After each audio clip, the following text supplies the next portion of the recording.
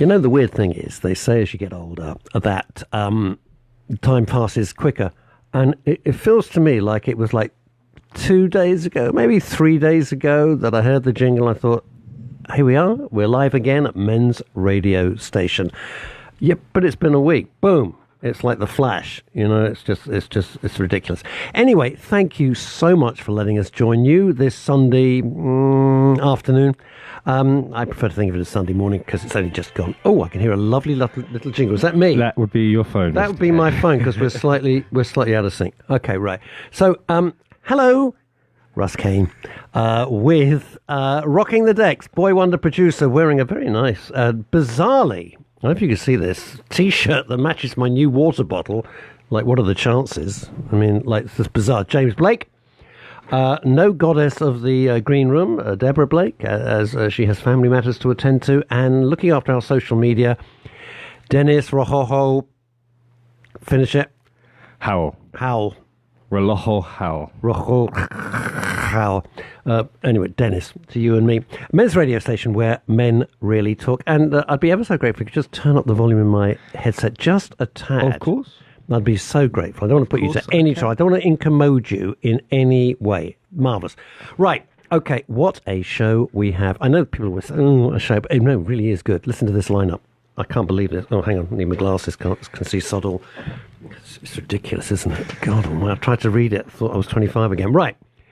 One of the big bands, and we followed them. I've worked with their writers as well, by chance. James McVey. That sounds like Ray McVey and his band of the day. No, James McVey from the band The Vamps. And my young 24-year-old producer, James, went, you know who The Vamps are? But yeah, I worked with their main writer for years. So he's coming in, talking about mental health. I'm very excited. Well, it's really good. Really good. Coming in from The Vamps. As I said, James McVey, he's the backing singer, he's the guitarist, everything like that. Then, you don't want to mess with this guy, because he's like, well, hard, right? Mateo Salazar. You got to say it in a sort of sinister voice because otherwise it doesn't have the effect. Mateo Salazar, editor, author of... he sent me this book. It's called Tales of Aggro. You're kind of getting where we're going to go with that. Tales of Aggro. He's a very interesting guy. And lastly, Mark Savage. I don't know why I said it like that. It just sounds like it should be said like that. He's an actor. He runs the Savage Theatre Company, and he does all sorts of stuff. So all of them... So what is the theme? It sounds a little bit disparate, but it's not. The theme is, James Blake?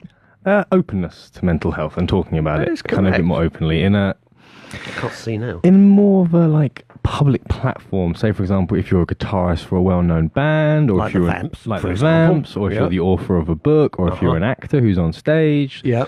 Something where you're more subject to the opinions of others, shall we say, and kind of being a bit more open with talking about your mental health and well-being. You're in the spotlight, and only a few years ago, you would shut the hell up about it because you'd be stigmatized. No two ways about it. And the whole point, when Howard Jameson and I started this all off, Women's Radio Station, January 2018, Men's Radio Station, January 2019.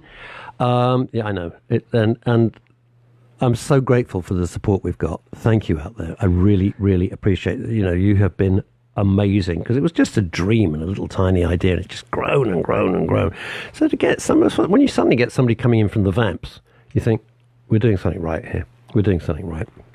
And the number of therapists, psychoanalysts, doctors who are coming on board, because they see what we're trying to achieve. It's where men really talk. Why? Because we don't want them committing suicide. We don't want them to have crushing depression, crushing self-doubts and everything like that. So anything, no matter how small, that we can do is a step in the right direction. And what we want to do, I used the word stigma a moment ago, but what we really want to do is all about removing that stigma and saying, mental health should be up there with physical health. You remember, James, we were talking about mental health in the workplace, and you would not go into an office, apart from this one, obviously. He said, it's embarrassing. We got a first aid kit in this room? In the studios? There is one. Okay, we brought this up before, and I went upstairs and I asked about it, and they said the rule is because there's one on the floor we're on. Great. So there's not one in the office. Do you happen to know where it might be? Because I don't know. Yes, it's just on the other side of this. They obviously, I don't want to go too much into it. No, fine. So we got so what I was going to say is, the point I was trying to make is this. You would not go into a workplace or a factory or, car tire place or anything like that without having a first aid kit there. Because if somebody has an accident, trips over a computer wire or gets hurt by a hammer or something like that, industrial equipment, you have to have first aid. And so what we're trying to do, along with all the other millions of things that we're trying to do, is means that mental health first aid should be right up there with, cutting your hand and, having an accident. There should be no differential. That's like one of our goals, and we're concentrating on that. And mental health in sport, mental health in business, all the various areas where it really has been taboo. We're just trying to smash that taboo. Now, I've been debating whether I should even open this conversation because I know that James Blake, the producer, is not going to be happy about this. But what do I care, right? What do I care? I don't care. I got to talk about it because it has been burning me up for about 3 weeks, and I thought I've been so polite and I've kept my mouth shut, and it's like it's boiling up inside me. Greta Thunberg, or we have to call her St. Greta of Sweden. Now, before you all start screaming, and by the way, how do people get hold of us? You can watch. We're on Facebook Live. If you go on to Men's Radio Station / what? Facebook? Oh, God Christ, what is it? What is Facebook.com / Men's Radio STN. That is Facebook.com / Men's Radio STN. You can also go to the website, which is www.mensradiostation.com, or you can phone in on 0203 290 4411. Or you can go on, if you know my Facebook site, you can go onto my Facebook site, which is just Russ Kane, and we've got it up there as well. We're sharing it now. And I'm checking the Facebook for all your comments, so please say hi. Yes, please do. If you're too shy to phone in, and I get that, just simply write on the Facebook Live site and put your comments there, and we will answer it straight away. Right, Greta Thunberg.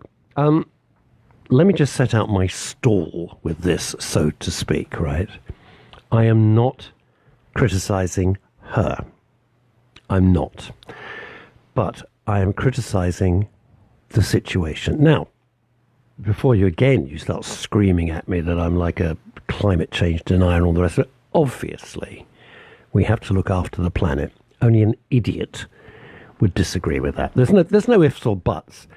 I'm not saying I buy into the whole hysteria over it, but I'm very, very conscious, and I do recycle, and I always recycle, and I won't use plastic bags if I can avoid it. And I went into Boots the Chemist the other day, and they served me a paper bag, and I said, great, and the bloke looked at me like I was raving mad. I had no idea what the hell I was talking about. And I used to live in America, as I've said many times, and back there, we never had plastic bags. We only had paper bags. So I've never understood why we've got this stupid. Yeah, they're smaller, but you have those from the films, right? The brown. Always paper have bags, the movies where the very attractive girl drops her groceries, and the guy next door says, "Oh, let me pick it up for you," and then they carry on, and everyone's Jennifer Aniston. Okay, that's how life is. But it is what it is. That's what they grew up with. That's what I used over there. So that was just great. So. Yeah, and I recycle, and I make sure, and even if I go into where the rubbish is and I see stuff on the floor, I pick it up and put it in the right bins. Yeah, so I'm kind of fanatical about that. And yes, looking at oceans of plastic crap is disgusting, etc., etc. And yes, I did try and buy a tiny little car for running around London, which is kind of a little more efficient. All of that sort of stuff, right? I am stunned at the hysteria. And I use the word, I think, advisedly, that's surrounding this girl. Because in terms of PR, and having been in advertising for many, many years, it is utterly genius. Why is it genius? Because they found somebody who you can't criticize, who is bulletproof. Why do I say that? Whichever way you dice and slice it, you can't win. Either you say, she's a child, in which case I don't give a monkey's what she's saying. And if you therefore dare criticize her, you get, and I haven't publicly criticized her, you get, how dare you? You can see the posts on social media, especially on Twitter. How dare you? Not aimed at me, by the way, because I've not been vocal about it until now. How dare you criticize? You're bullying a child. It's genius. They've ring-fenced her, so you can't criticize this kid. Or she's an adult. Hang on. Or she's an adult. And if she's an adult, sorry, it's my phone. If she's an adult, right, therefore, and she puts herself into the public arena, therefore she is open, the same as I am, same as anybody else is, anybody on the BBC or whatever, Radio London or whatever, you are entitled to be criticised or questioned or engaged in debate. I don't like the word criticised because that sounds like trolled, but which is sick and you're disgusting if you're a troll. But engaging in debate, right? So you can't have one foot in each camp. But these people who are manipulating this kid have done exactly that. Not by accident, but because they knew, because they're very smart. Now, there's always a phrase, and they do it in the movies, and it's very true. If you want to know anything, follow the money. Just follow the money trail. Follow the money, right? What do you got, James? Oh, no, just Greta Thunberg just released a new book, didn't she? It's a surprise. Just thought pigtails are us. How to make your hair look lovely with pigtails. Here's the thing, right? This girl is clearly not well, and she's got Asperger's, excuse me, and clearly other things as well, which are very obvious and blatantly visible. And these are issues that we talk about on women's radio station and we talk about here on men's radio station because they are to be looked at and not taboo, etc., etc. But I feel that they're using her illnesses, her condition, to their advantage. That's what I object to, because I feel she is a puppet. I've no doubt she believes passionately, although it's all pretty hysterical pantomime stuff, but no doubt she believes absolutely passionately in what she's saying. But for her to scream, "You've stolen my childhood," really? Are you suddenly Anne Frank? Are you? Are you a little girl in Biafra? This is bullshit. What did she mean? What did she mean by that? It's hysterical bullshit is what it is. What does it mean? You've stolen my childhood. She's had a bloody childhood. She's 16 years old, living very comfortably, thank you very much, in Sweden. She's had a childhood. I don't know, but well, how has she stolen her childhood? Because if she's saying you've stolen her childhood now, then she's saying I'm a child, which is what. So you and think then you can't say anything. Then you can't say anything because that is seen. And what really annoys me on social media, and they always aim it at the men. How big of you, a grown man? You can read tons of it. How a grown man criticizing this poor child. Right. I've been in advertising and marketing all my life. We do PR campaigns. We do PR campaigns for men's radio station and women's radio station. We did PR campaign for my book, The Gatekeeper. I know what these things cost. A fortune. Can you explain to me how Greta Thunberg, did she save her pocket money up for the last 2 million years? Have you any idea, James, what a campaign of this structure, of this magnitude, of such a global scale would cost? Have you any idea? No, millions. I couldn't give you a number. Millions of pounds, not hundreds of thousands of pounds, millions of pounds. To push this agenda costs millions of pounds. Travel, accommodation, per diems, food, right? Hotels. Paying for petrol for your boat or whatever. Petrol for the crew of this nonsensical boat thing, which was just virtue signalling at its most mad, right? You sail over and then a 5-man crew have to come over by plane to take the boat back. I mean, it's crap. All right. How do you think a 16-year-old girl who no one 5 minutes ago had ever heard of gets in front of Trump, gets in front of the United... It's impossible. No, James, don't pull a face. It's impossible. Could you do it? Could you get in front of the Prime Minister now? If I did a big PR stunt, like sailing a boat, and made a big thing of it. People sail boats all their lives. And I made a big thing of it and all the social medias, and I said, I'm going to sail the boat. Right, we do social media here with Dennis, and I push it out myself. You do it a bit. I do it a lot. I'm very anti-social media. So you are anti-social media because you're a millennial. So, this thing costs millions of pounds. So my point about follow the money is who is actually behind this? So my criticism is not of her. She's 16 years old. My criticism And my query is, who is actually funding this? Who sat down with a load of marketing geniuses and said, this is what we're going to do. Now what we need is the figure. Now we need the public face of this whole campaign. And the reason is, why are they doing it? What is the real agenda? And if you say to me they're really worried about climate change, sorry, I don't buy it. I don't buy it at all. It's impossible. The thing with Greta Thunberg that always tickled I think me. it's Thunberg as opposed to D. Anderson and Thunderbird. Sorry, Lady Penelope. Forgive me, Miss Greta, if you're listening. She is very. I'm really in support of what she stands for, global warming, and everything, because it is a really big issue. But you're right. She's very well groomed for PR and public speaking for a 16-year-old. Do you think she writes the speeches? No, that's what I'm saying. She's very Have you seen her speak with? And I'm not criticising her. She's 16, for God's sake. You know, she's not. She's very media savvy for a 16-year-old. Let's say that, shall we? Very media savvy. But if you've ever seen her speak without the prepared speech, you see a 16-year-old girl who doesn't know what to say. You know. Yes. So I just really, and I've been trying to read and loads of articles and stuff on the web about who really is funding all of this and what they want. I never bought in to Al Gore. I'm not saying things aren't happening. Of course they're happening. I'm not a climate change denier, although a lot of it is natural, will happen over It's funny you said eons. I had a conversation with someone over the weekend, and we were talking about climate change. It is the weekend. Sunday, kind of. This is another conversation it's a working I have. day for us. It's a working day. Isn't Sunday technically the start of the week? But hey, whatever. No, Monday. I was speaking to a friend of mine. about boasting you got a friend there? I have one friend. Where the hell did you find him or her? You know what? This is news. It's honestly, I'm so happy. I'm delighted, My James. one I'm friend. delighted. Things moving ahead for you, son. Well done. Everything's This is great. coming up. Okay. From one friend, we can build to two. I'm going to phone your mother and tell her. She'll be delighted. Go on.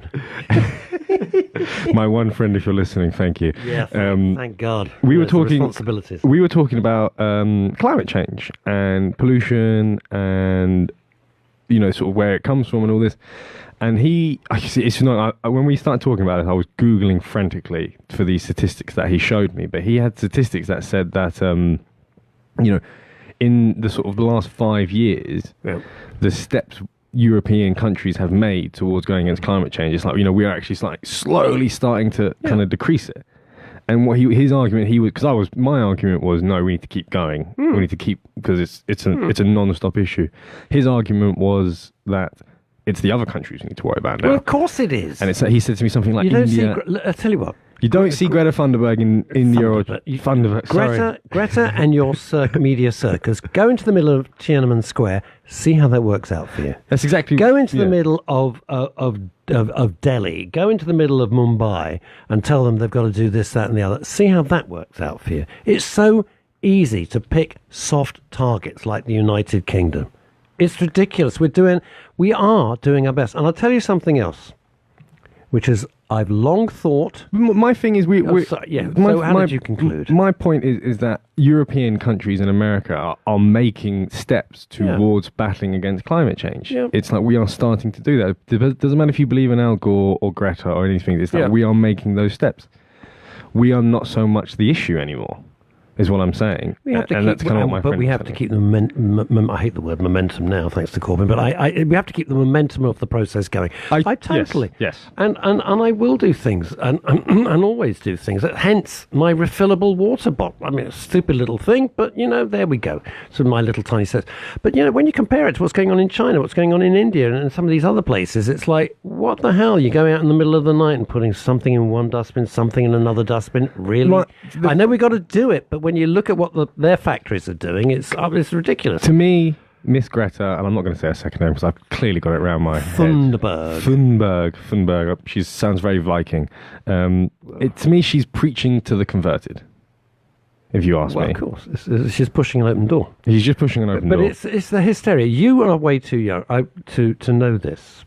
If I say to you, how are we doing for time? Oh, it's great. We're fine. Y2K means nothing to you, does it? No, I know it because I banged on about it. No, because it was the big thing where they thought all the computers were going to stop working. If you my age, one, well done for still being alive, but two, you'll remember it, and if you're younger, you probably don't know what the hell you're talking about. Y2K. As we came out of 1999, and we parted like Prince, and we were heading for the new millennium, 2000, some genius came up with the notion of Y2K. And the notion of Y2K was this. All the computers were calibrated. They could only work up to 1999. I'm not making this up. This is what it was. When the clock struck midnight and Cinderella lost her glass slipper, every single computer in the world would crash. The banking systems of the world would crash. You'd never get your money or your cash back. Every aeroplane in the air would fall out of the sky because there'd been no air traffic control. This was the panic and fear that was spread. That the hospitals would all cave in because all the computer records would be wiped. Radio stations would fall off of the air. So there's a plus. All right, so this is what they did. At the time, I had a production company, 12 staff in London and 6 staff in across Europe. Did I have 12? Yeah. And we put on big corporate shows and all that sort of stuff. And my then business partner completely bought into this. I thought it was a load of crap. He bought into this, and we argued hard over it, and he spent a fortune, as did dozens and dozens and dozens and thousands of companies, bringing in the, inverted commas, experts to ensure that everything would be safe. And I just parted because it was 1999. You can't resist it, can you? And of course, when midnight came, absolutely the square root of sod all happened. Nothing happened at all. It was all nonsense. I would compare it to, do you remember a few years ago, 2012, when they were like, it's going to be the end of the world? Yeah, I mean, but you got survivalist lunatics living in America who will tell you that every 7 minutes. You know, but it's always the end of the world. It was that same thing. It's always happening. It's always the apocalypse. No, it's not. It's just not. So this Y2K thing was mass hysteria. Why was it? Why did that happen? Well, who benefited? Oh, hang on. All the companies charging thousands, and for the big firms, tens or hundreds of thousands of pounds to make sure you were safe. Absolute, total and utter pants. There never was a problem. It was a problem that was invented. And I can't help thinking, I am not a climate change denier. I am not. Let me be clear.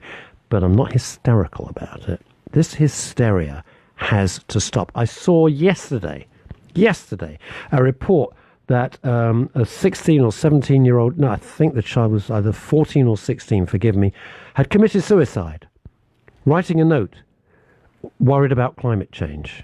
Greta, that is part of your legacy. That is part of your legacy. That's on you. Was the child who killed herself, was she stable? I don't know. But if you build up enough hysteria, some people, not all of us, thank you, but some people will buy into it.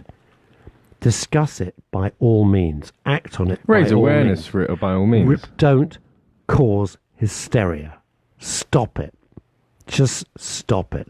It's just, you've stolen my childhood. No, Anne Frank, butchered and murdered in a concentration camp. That's stealing your childhood, Greta. She's still so young. She's 16. I love that. Yeah. What? I love that she's 16 and she's like, oh, my childhood is stolen. But this is the point. I would say the next sort of few years of your life are the best sort of few years of your childhood. You know what? Enjoy it. Her mother has a. Am I cynical? Well, a cynic is what a romantic calls a realist. Her mother, ex Swedish pop star. Seriously, has a. Did you not know that? No. Oh, yeah, she was. Dots are connecting in my mind. She's a big Swedish pop star. She was. Kind of like the Lulu of her age, but a bit more modern. I don't know why I'm picking Lulu. I'm just trying to think of a female pop star, and it's about Amy Winehouse, really. Adele. Miss Amy Winehouse. She was a unique talent. What a great talent she was. Fabulous. What a troubled soul. But wonderful. Wonderful voice. Wonderful talent. It's sad. Anyway, so the mum, Greta's mum's a Swedish pop star. There's a book out. And then you think, oh yeah, it's all there. It's all there. Join the dots. Well, like I said, climate change is a $1 billion industry. It's a huge industry. Huge industry. Don't forget about it. I really wish I had these stats to hand. I might even message him in the advert break to see if he can get them to me. But it was fascinating to see the list of countries that had reduced carbon emissions over the last sort of 5-10 years. And to me, it's like, okay, well, this is it. We're making progress. We're making steps towards, a better kind of future. I'm kind of with you. It's like, well, you don't need this hysteria anymore. We just need to keep the foot down. Awareness. We need to keep pushing it. But you need the awareness. And you need the education. You don't need a 16-year-old running around the world with a media circus absolutely screaming and shouting. And what gets me is, people criticize Trump for just walking past and go, Jesus. And, he's not a nice human being. I'm not pretending Donald J. Trump is a nice human being. He's not. But he didn't buy into it. That's the point. He didn't buy into it. Well, these other people can't wait to rush and worship at the feet. Well, it's funny. It's just like, why? Donald might not be the nicest human being, but he's very media savvy, and he probably is having the same kind of thoughts maybe we might be having of like, well, you're 16 years old. Why are you so well media trained? Like, this is all a bit of a show, shall we say? It is a show. But anyway, be fascinated. As I said, I'm not attacking her personally. She's 16. She probably doesn't know better. Or if she does, she's even smarter than we think. And it's very cruel to use people who clearly have serious issues and use them to your own personal gain. I'm Russ Kane. This is Men's Radio Station. Rocking the decks, James Blake. And we'll be back in just a mo. You're listening to Men's Radio Station, where men really talk.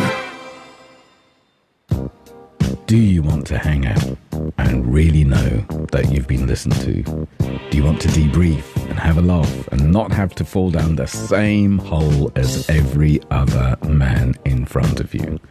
Then why not go to mensgroups.co.uk, download the Men's Groups ground rules, download the Men's Groups check-in round.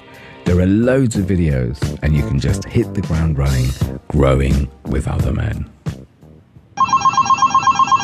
Your call is important to us. You are now number 15 in a queue. At Profile Insurance Services, we treat people as individuals. You'll speak to a real person, not a call centre. We're fast, small, independent, and have a superb team of insurance specialists. And they're really nice too. Advice is totally free and we cover everything. Call 0208 931 3306. With Profile Insurance Services, you're covered. What does it mean to be a masculine man in modern times? We need to define a new masculinity, male sensitivity, and powerful leadership in the world. Join us for the New Masculinity Conference in London, Saturday, the 12th of October, 2019. The conference will feature a panel discussion and workshops with top thought leaders and teachers of men's work in the UK.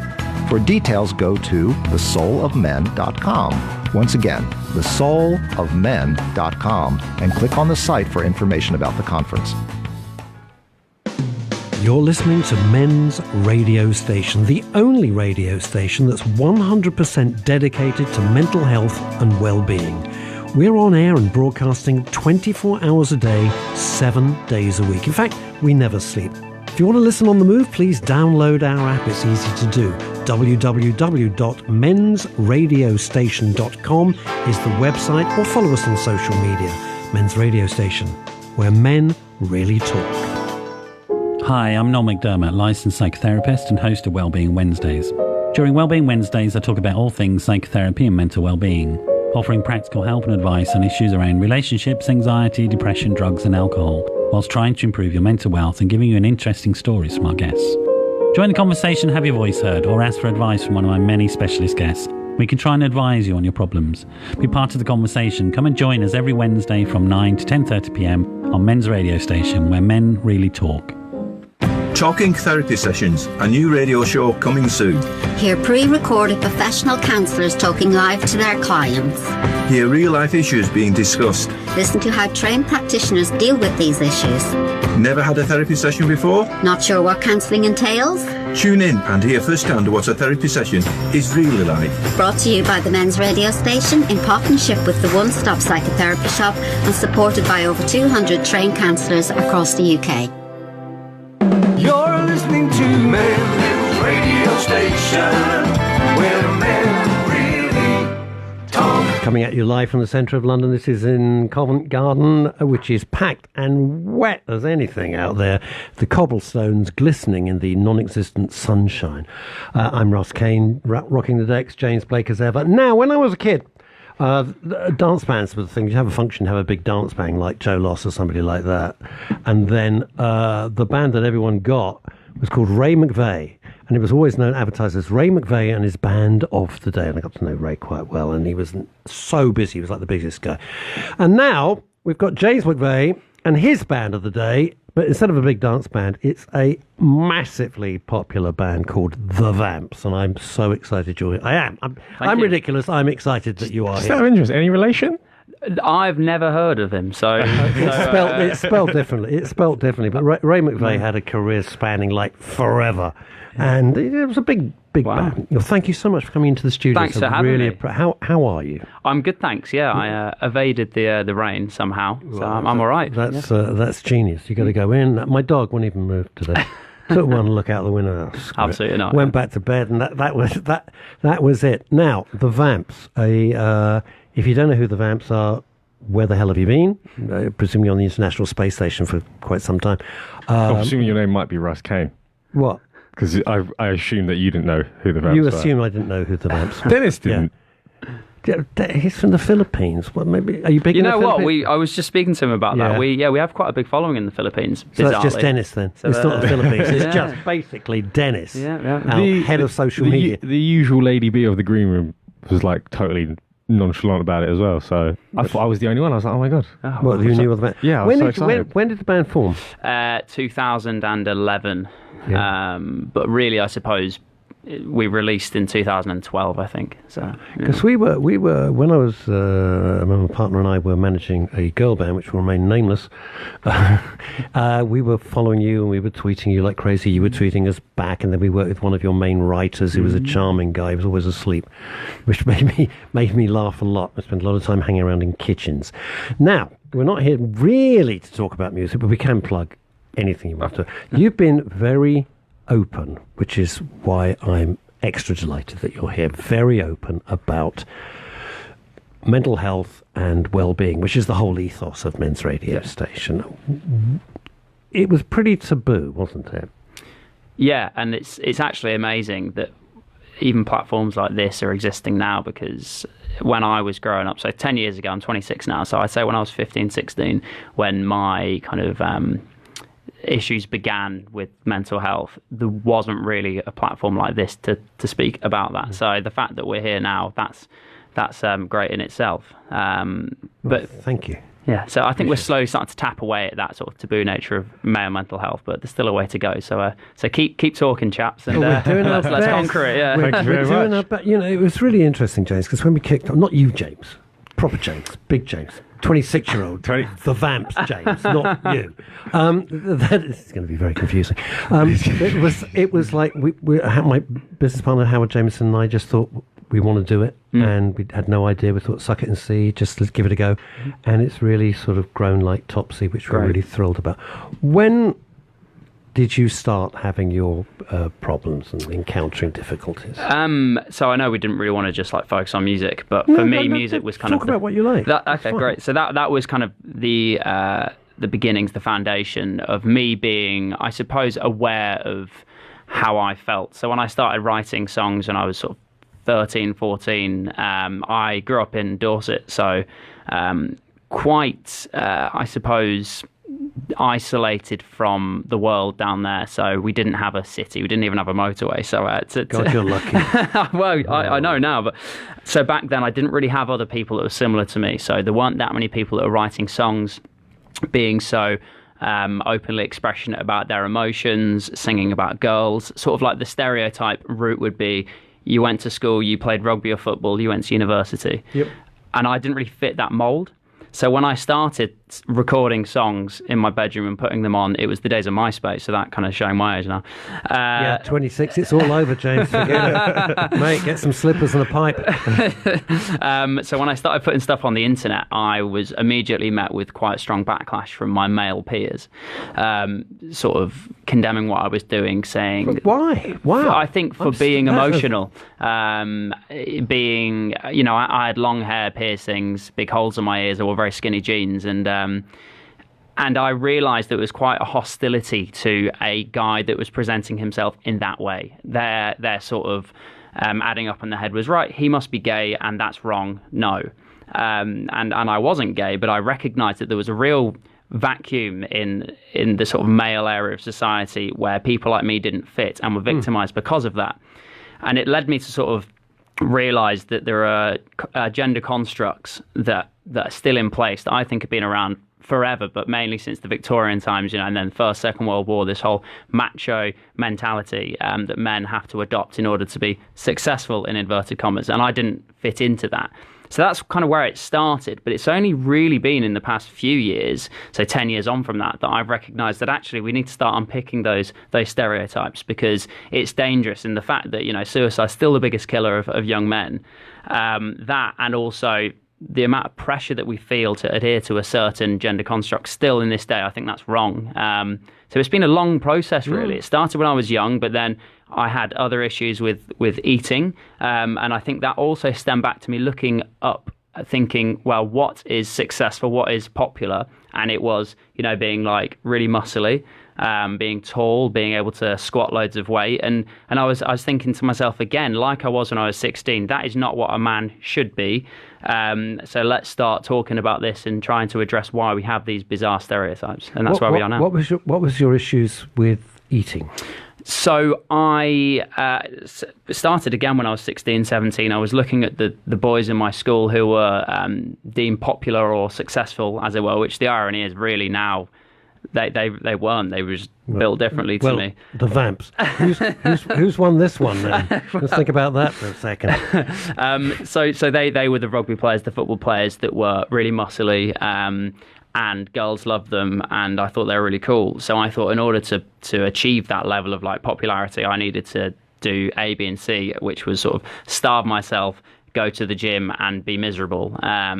And it started where I didn't really realise that my body was going through such a transition, and my mental health was changing massively. But over the years, and actually when the Vamps started getting successful, I still had these issues. So I wouldn't eat certain things, I wouldn't eat at certain times, I'd have to eat this and that, blah, blah, blah. And it got to a point where it was really sort of grinding against my bandmates, because we'd be in America on tour and I'd be like, we can't eat there, we can't eat there, we can't eat there, blah, blah, blah. And it was at a point where it was like an ultimatum. It was like, I either have to change this or they're going to be sick of me. And it was the same with my fiance. Like, and I realised that I had got to this point that was so unhealthy. I was viewing food and eating as something that was a negative. I'd wake up in the morning and be annoyed that, you know, I had to eat certain food, and I was never comfortable with eating or anything. And I realised actually, again, similarly to being emotional back when I was 16 or speaking about that, people didn't really speak about men having eating issues. You know, we're very lucky that women do speak a lot about things like dieting, which I have a massive issue with dieting in itself, but women were quite vocal. Issue in what way? I think it's an industry that's... Many areas to it, but sort of primarily the fact that a diet is a short-term attempt at fixing a problem. That's what the industry would say. But I think it's a lifestyle choice and a lifestyle change. I think diet is something that inevitably it ends. And I don't like that whole thing in itself. But also I don't like the thought of restricting yourself for a period of time. I think because that adds negative connotations to certain foods. And I think when you start having that division between foods you can and can't eat, that's where I went wrong. And I would live my life 6.5 days a week being like, oh, I wish I could eat that, but I can't. And then on that half day, Sunday afternoon, I would eat absolutely everything until I felt sick. And there was no moderation. And I think having that contrast between what you can and can't eat is crazy. I can't tell you how much this resonates with me, James, because first of all, out of nowhere, my doctor says, oh, you're pre-diabetic. Wow. I've come in for a back pain. You know, pre-diabetic. Oh, well, That escalated, yeah. So then I wasn't expecting that one. Thanks for mentioning it. So I changed my diet, completely reversed that. Yeah. So that was all fine. Yeah. And then the other week they said, "Oh, you got a cholesterol." I said, what? Now what? so all my favourite stuff's gone out the window. So I'm pretty hacked off about the whole damn thing. But it's possible, and it is a lifestyle choice. Yeah. You're absolutely right. If you do this diet thing, as you quite rightly say, the diet's going to end, then you go back to how you were. It's a lifestyle choice of cutting stuff out, and you feel it for a bit, and then you get over it. Exactly. That's it. But it's also, for me, it's satisfaction, which I think we have to remember. So, okay, compare exercise to money or lifting weights to money. It doesn't matter how much money certain people earn. They always think, well, maybe I could earn a bit more, or maybe I could buy another property or get a new car. Same with lifting weights. Like when I was 17, 18, I was the skinniest I've ever been. Very, very skinny, and I had like a six pack and everything. But then when I got to that level, I was like, yeah, but my arms aren't that big, or I wish my legs were a bit bigger. And you're constantly critiquing yourself. And I think if you're in that position where you're constantly trying to climb the next rung of the ladder, that's quite a dangerous thing with fitness. So that's why also dieting scares me, because you can complete the diet and then still not be satisfied or fulfilled. Well, it's funny because I think dieting and fitness are two things where it's almost self-deprecating in a way, because you're sort of looking at yourself in the mirror, aren't you? You're saying, I'm not good enough. Like you said, my arms need to be bigger. And that is just bad for your anything, you know, let alone your mental health. You shouldn't have to wake up first thing in the morning and look at yourself and think, oh, I wish I was this. Yeah, exactly. So that's kind of... I wake up first thing in the morning and say, that's a great start. Still here. Fantastic. I'm up. I can build from that. I can move on from that. Now, I'm fascinated by the creative process. All right, I really am. And so you're 13, 14 years old, which is really young. And you're writing stuff. Yeah. Where did that come from? I can't help it. I'm nosy because I love the creative process. You know. I think I was one of the last few of the generation of the weekend TV shows where there was music on. So there was Saturday morning TV where there was bands playing, and then also there was the music video channels that were really, really dominant back then. So I was watching a lot of TV. Where all these American bands were playing on there, and then actually I when I was 12, I was going out with a girl who was definitely ahead of her time with music, and I was fascinated by all these bizarre, obscure albums, and she got me into Damien Rice, who's an Irish singer-songwriter, folk. Yeah, and you're putting a face. Yes, I've heard of Damien. No idea. but that was sort of, I don't know. So I was 12. So I'm 14. Sorry, we're just sitting here going, wait a minute, he's dating and he's 12? Well, you're a bit of an overachiever. I thought the same thing as well. Yeah. I mean, he's 24, he's wishing, he's 12 years ahead of you. I'm still waiting. You should have been a pop star. This is where you've gone wrong. Totally. So I was given these albums, and the music was so different from anything I'd heard before that I was fascinated by it, and I always found it amazing how Damien was able to play simple chords in a bizarre way, meaning that it would sound slightly different, and the lyrics were so abstract that I was fascinated with that. So there was two things. There was the pop punk American scene on TV, and then me listening to these Irish folk albums, and that kind of led me into writing songs. I started by learning a couple of chords, and then awful melodies, but as you listen to more and more music, you think, oh, I really like that chord, what's that? So I'd go on Ultimate Guitar and find out what that chord was, and I'd add it into one of my songs, and it would just build and build. And any musical background in the family, mum and dad, or not that I'm or anything? Not parents. I think one of my great granddads played piano, but there's nothing where it's a clear line of and succession. His great granddad was Liberace. Right. So it's Bobby Crush. So it's just fascinating how it comes. What I love about that, and I'm not blowing smoke up your backside. What I really love about that is that you're completely self-motivated. Yeah. And you said, I like that chord, or I like that structure of sequence. I'm going to go and find out how to do it. That is how it's done. It's fantastic, you see. Thank you.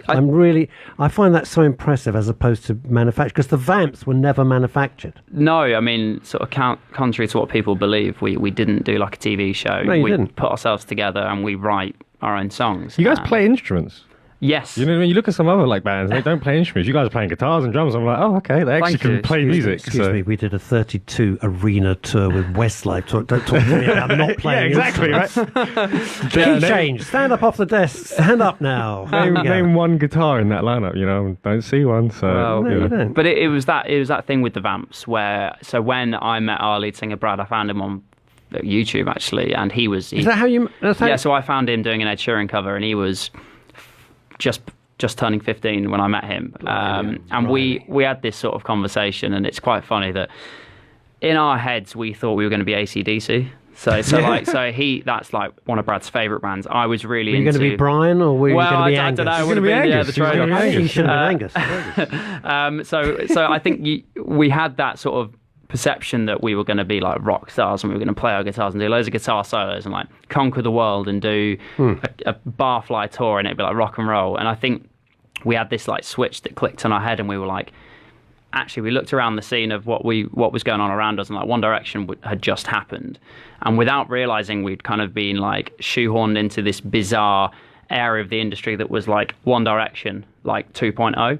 And it was strange for us, and we had to it was like on a scales, it was like credibility, musicianship, or like 4-piece vocal group. And we were like, well, we can't be either of them, because one, we want to be a band, but it's about playing music in a way that connects, but also still maintains kind of like satisfaction. So what we went for is that sort of like instrument band that writes songs, but pop. And I think loads of bands have to do this. You have to be conscious of your audience. And with us, I think it's just funny looking back. We were thinking we were going to be a massive rock band, and now, you know, a lot of people still don't know we play instruments, so that's quite funny. Well, I'll tell you, I'm a massive rock guy. I love AC/DC, and I like your music as well. Thank you, mate. So well, that's the plan. It's interesting listening to this, because I'm mates with, and she's coming back on the show, still to been on the show once, Denise Welsh, whose son, of course, is is the 1975, and listening to you when you're like 13, 14, then you meet up with your mate on YouTube at 15 and form a band, and they are the 1975, which are now global superstars,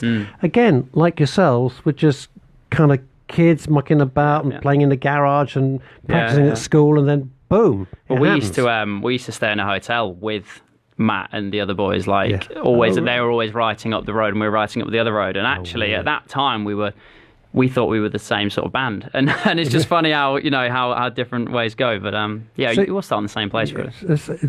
They seem very genuine and very, very nice. But I always love it. It's just Mom. What have you been doing? Nothing, really. Really nothing this week. She told me the great thing, which is only you pop stars do. She said, well, haven't you done... What have you been doing? Oh, nothing. What have you... Are you okay? Yeah, I'm fine. Well, what did you do yesterday? Oh, we played to 250,000 people. I had to drag that out of you. I suppose. That just made me laugh. You must know David May. Do you remember David? David May? No. Oh, okay, all right. Well, never mind. I thought you. I might do. I'm rubbish at names. Yeah, it's James Blake over there. He can remember mine. We have the same name. It's not hard. James and James. Did you find now with obviously your crusade? I use the word in its positive sense. You're crusading about this. You're like the perfect spokesperson because you're very articulate and you're popular and all the rest of it.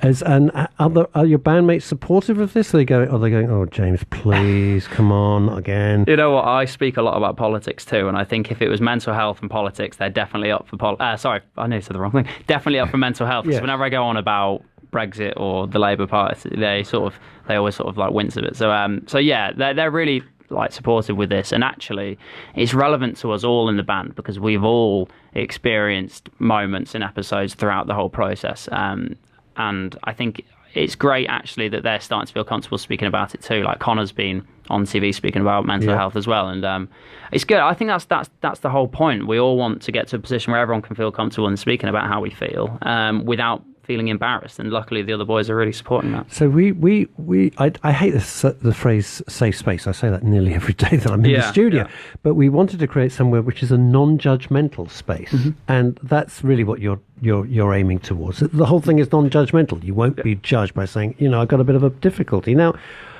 You're in the line, which I think is especially brave, when you're in what such I was a going public to say, platform. you're in the public spotlight, you've got millions of fans and all the rest of it. That in itself, even if you were the most let's use the phrase, well-balanced person in the world, had the greatest childhood, had no issues at all, liked what you saw in the mirror. That in itself is a huge pressure. I think so. But one of the things that I'm going to sound like I'm name dropping here. Taylor Swift said something really, really amazing once to our record label, and they relayed on to us. And she said that there's no point trying to be Taylor Swift on the radio and then Taylor Swift off the radio. You have to be yourself. Totally. And I think it's such a cliche saying, "Oh, we should be ourselves," and blah blah blah. You always see those stupid gifs on Tumblr saying "be yourself," but actually it's really important, because I sort of denied the person that I was for years and years and years until probably only 2 years ago.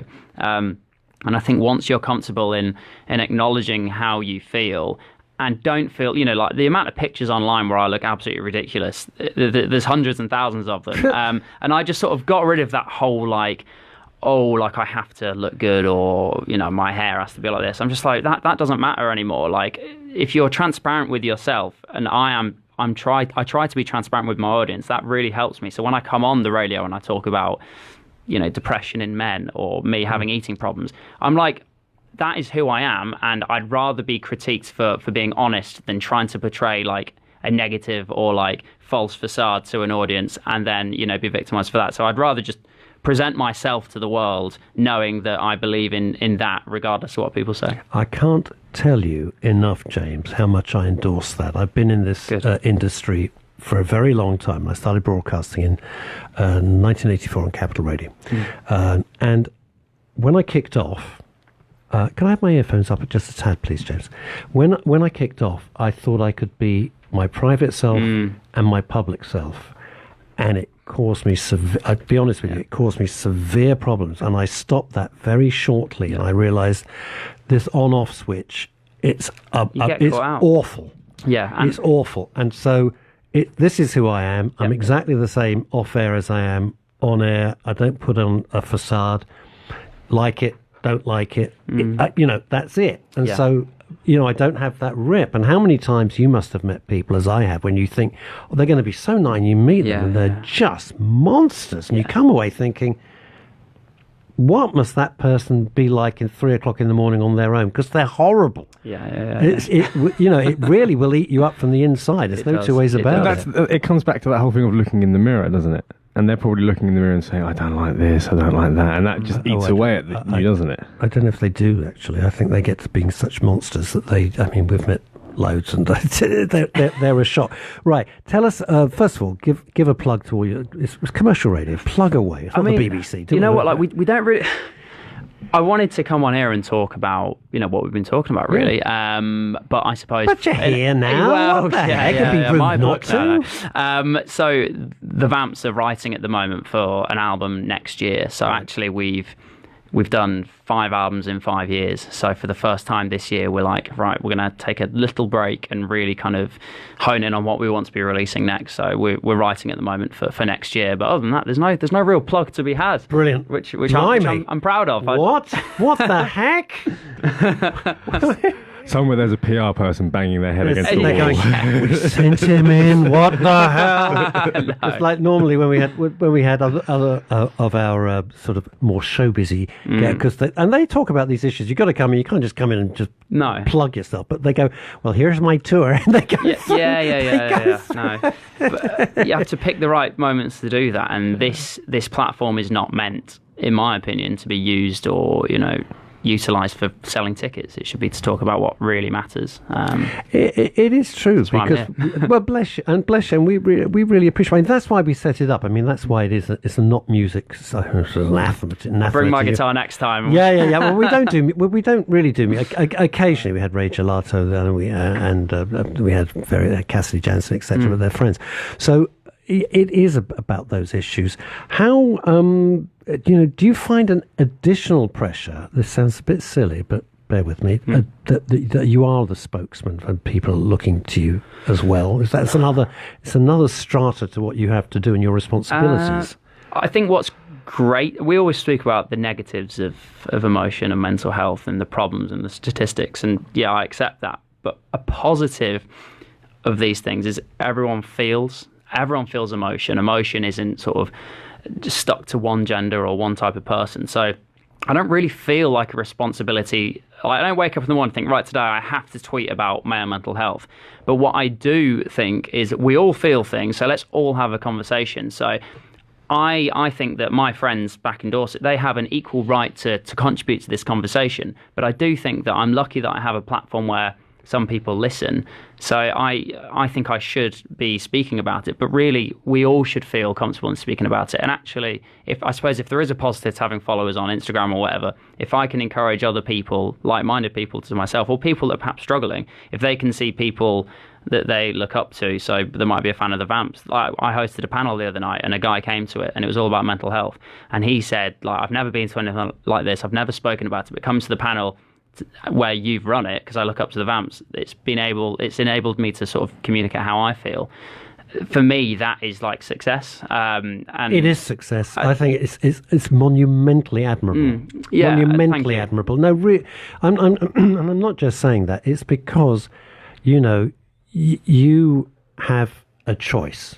Yeah, exactly. And you've said, no, I want to help other people. Why not? I think that the world at the moment is so divided with various things, Brexit, Trump, etc.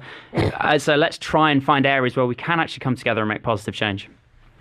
Wow. But, it's very rare. I'm lost for words, but it's very rare I sit here and going, all I can say is amen to that. I mean, it's extraordinary. That's what we wanted to do here. And everyone was initially they were very suspicious. And they thought, what's your agenda? And my business partner, Howard Jameson, and myself, we said, well, there isn't an agenda. We really want to... and he's so committed to it. But he's not shy, but he's not the public face of the stations. But we are... all I can say, it's been an absolute pleasure. Thank you so much for coming in. Thank you for finding the time. No worries. James McVey. Thank you. From the Vamps. And wow, this is going to sound really cringeworthy, but if we had more people like you and more people willing to talk and just kind of reach out and make bridges, honestly, I think the world would be a way better place. I'm Russ Kane. You're listening to Men's Radio Station. We'll be back in a trice. You're listening to Men's Radio Station, where men really talk. Do you want to hang out and really know that you've been listened to? Do you want to debrief and have a laugh and not have to fall down the same hole as every other man in front of you? Then why not go to mensgroups.co.uk, download the Men's Groups ground rules, download the Men's Groups check-in round. There are loads of videos and you can just hit the ground running, growing with other men. Your call is important to us. You are now number 15 in a queue. At Profile Insurance Services, we treat people as individuals. You'll speak to a real person, not a call centre. We're fast, small, independent, and have a superb team of insurance specialists. And they're really nice too. Advice is totally free and we cover everything. Call 0208 931 3306. With Profile Insurance Services, you're covered. What does it mean to be a masculine man in modern times? We need to define a new masculinity, male sensitivity, and powerful leadership in the world. Join us for the New Masculinity Conference in London, Saturday, the 12th of October, 2019. The conference will feature a panel discussion and workshops with top thought leaders and teachers of men's work in the UK. For details, go to thesoulofmen.com. Once again, thesoulofmen.com, and click on the site for information about the conference.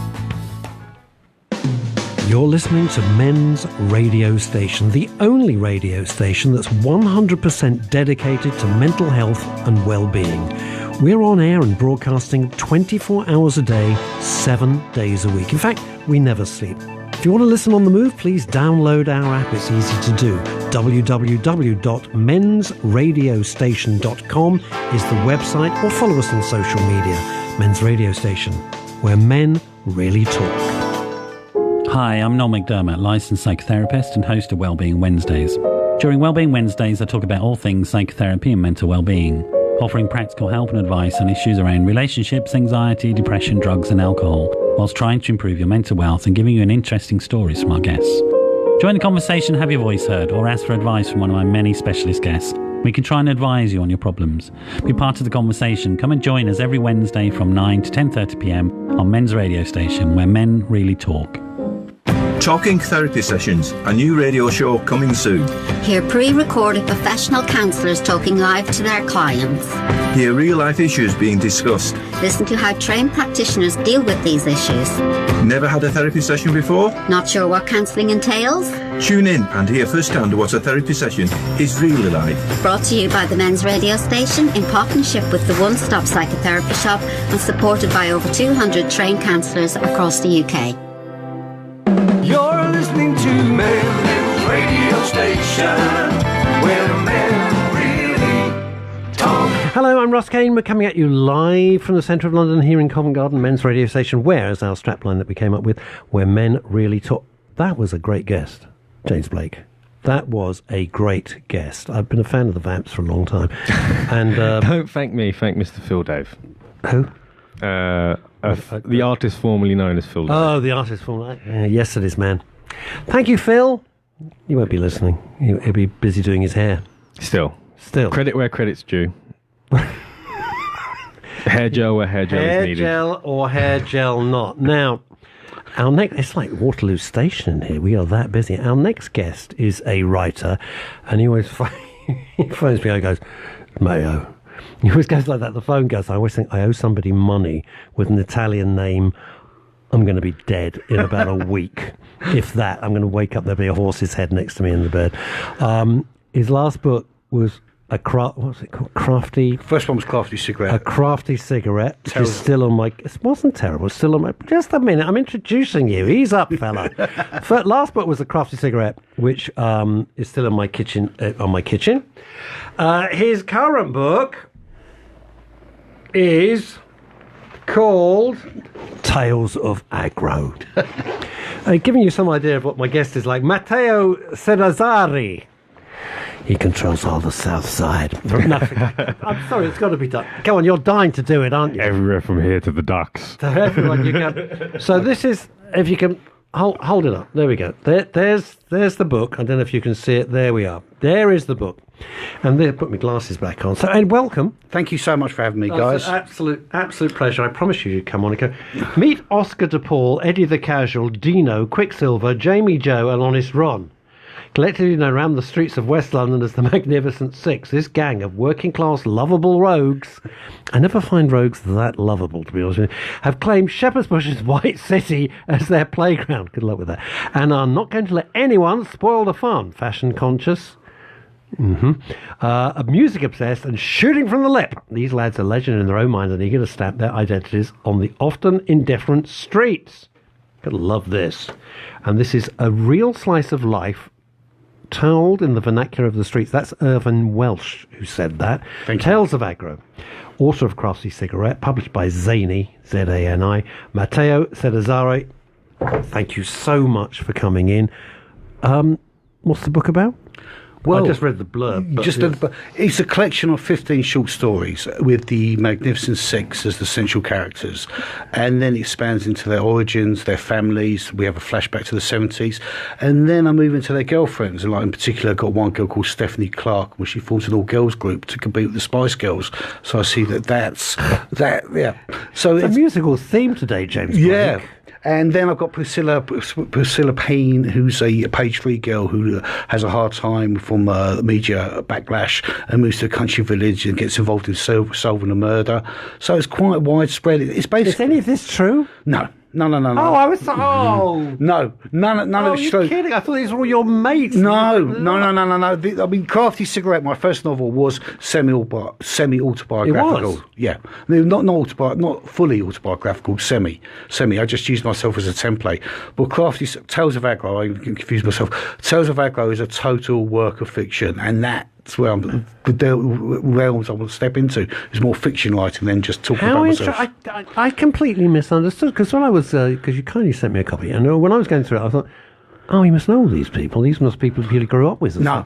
All right, an easy mistake to make, Mr. Cynic, Mr. 24-year-old Aren't you the man that when I asked you questions about your book, you're like, it's all fiction, it's all made up? It is all made up. Yeah, I have never actually battled the devil, nor gone to the realms of hell, nor been attacked by vampires. It's that I kind of made that up, James. Well, I know that's a shock. It's a shock. You know. I know that people from the dead don't come back and walk around Greece and Turkey. It doesn't happen. You'd be surprised. Not in this lifetime, anyway. Not in this lifetime, probably in another lifetime. Yeah. It's interesting. So, do they deal with well-being and mental health?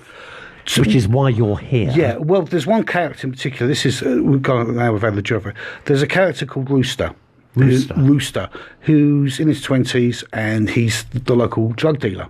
Right. And he becomes... What do you mean, What are you suddenly woken up for? Rooster, nice guy. Rooster, nice guy. Your local drug dealer, I bet he's a charming cat. Now, there's an origin to his story. Now, Rooster, his actual real name is Andrew Roost, if I get the character. He wanted to join the army. Now, after a drunken night in a restaurant in Soho in 1978, he gets arrested. And he gets, pigeonholed as a yob along those lines. He had all the best intentions to have a good life, so he goes to prison, and because of the media backlash against him and the calling him a devil along those criminal, lines, all that, he starts believing this. So he becomes a victim of circumstances, a tragic victim of circumstances, where all he wanted he'd never had a drink before. This is set in the story. He'd never had a drink before. He'd gone there, he'd had a drink, he'd gone to a fight, he got arrested by the police in the 70s, and the police in the 70s were quite heavy-handed. You think? Yeah. James would be sitting there going, well, presumably they had very nice people and officers to look after you. No, the 70s. You got the 7 bells kicked out of you. That's why PAC was. That's why PAC is it PAC or PACE was introduced about police questioning, because in the 70s the idea of you asking for a solicitor and no comment didn't exist. I mean, there's 2 stories about the other story about that in Tales of Aggro is about Rocking Wolf, which is set in 1974. Rocking Wolf, you like that? Rocking Wolf. I like them all. Yeah, Rocking Wolf, and he gets there's police corruption in there because it was rife in the 70s. Anyway, going back to they used to say, Mateo, the Metropolitan Police, the best money can buy. That's what they used to. That was a private eye phrase. Did they really used to say? Yeah, that's what we have moved along a very long way. Yeah, I mean, never doubt how far we've moved. The police now, they do a sterling job, and you have your rights, etc., etc.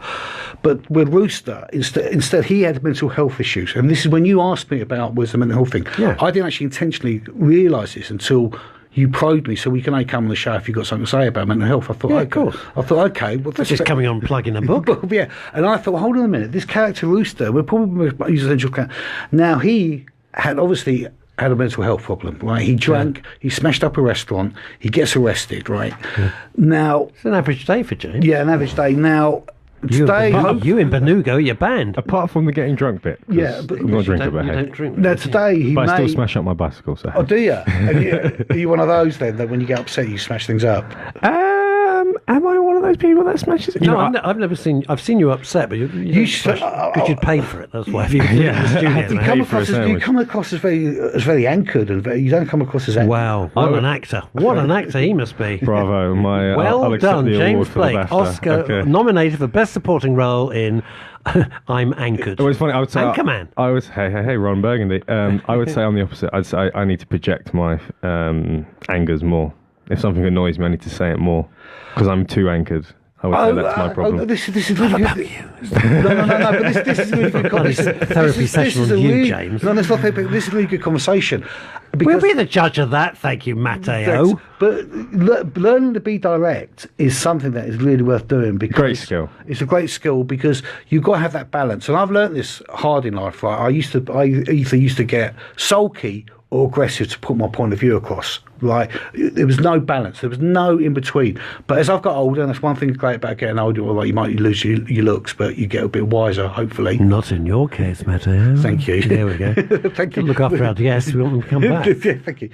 Is to actually be direct with people, and then you will actually you will judge who that person is. Because if you say something in a very diplomatic way, non-intrusive, non-threatening way, your point of view, and they still take it to heart, and they still make you feel bad about feeling things, then you don't want that person in your life. Yeah, then you realise that actually maybe that person's no good. That person's no good. You look at me one more time, I swear to God.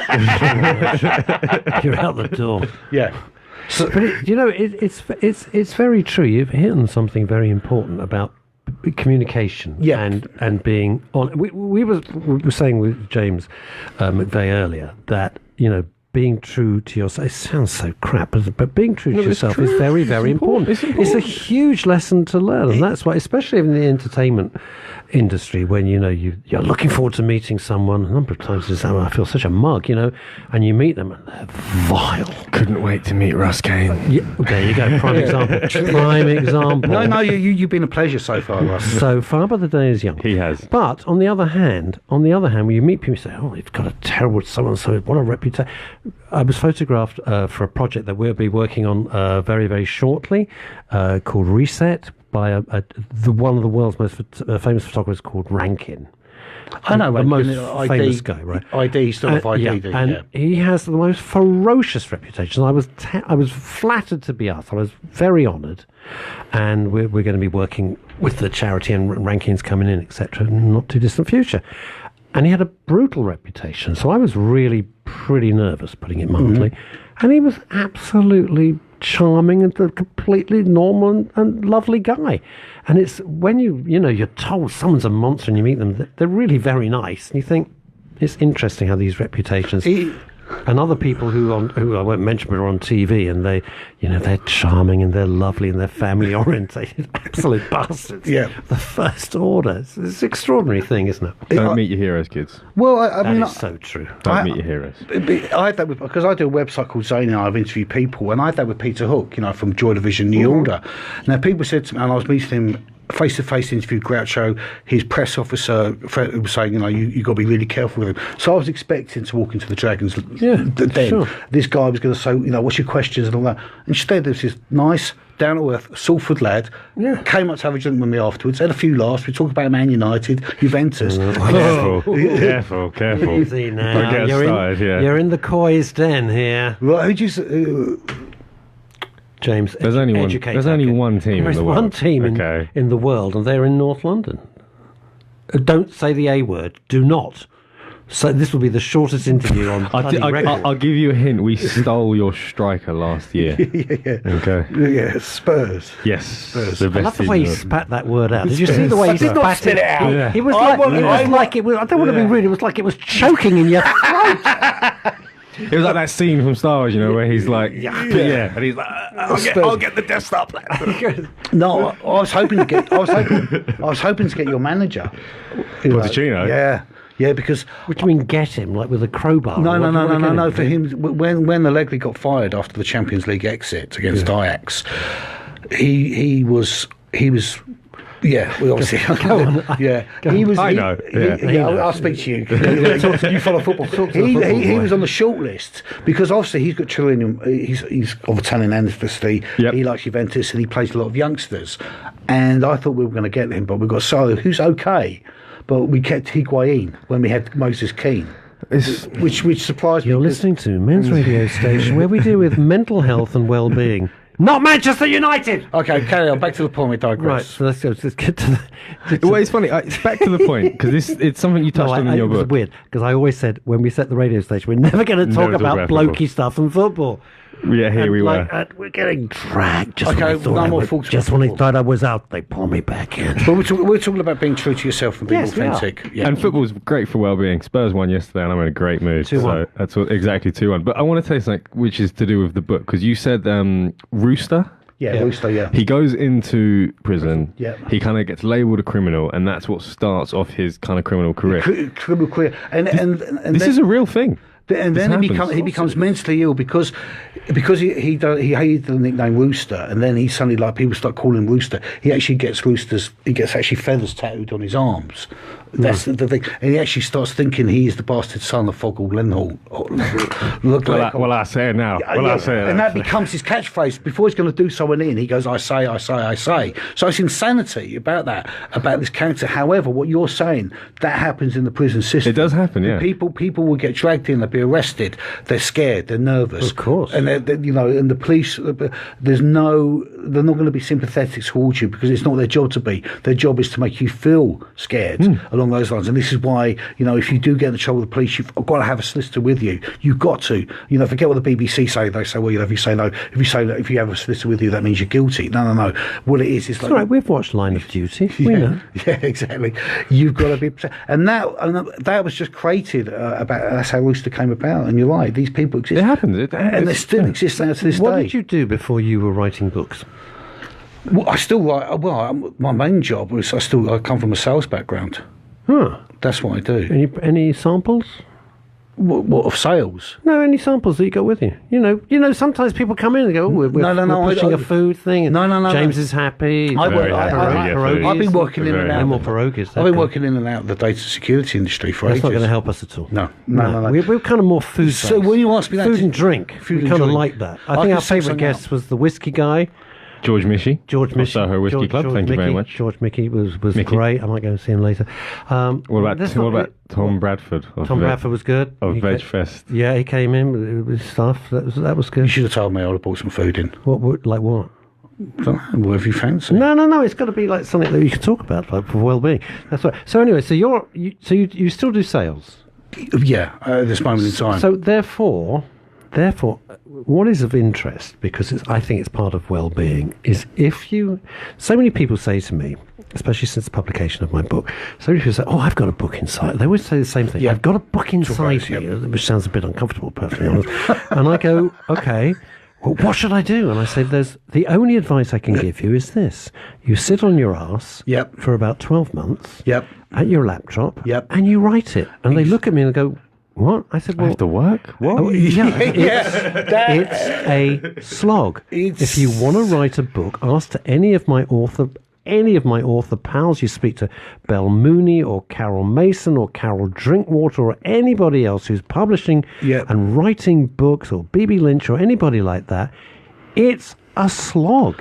You've hit the nail on the head, and I get exactly the same question. People want to bring out my second book. People have sort of bought out my second book. Well, heard you write a book. I'd like to write a book. You have to have that discipline. I am very, very, very well organised. I work part-time. I usually work Monday to Wednesday.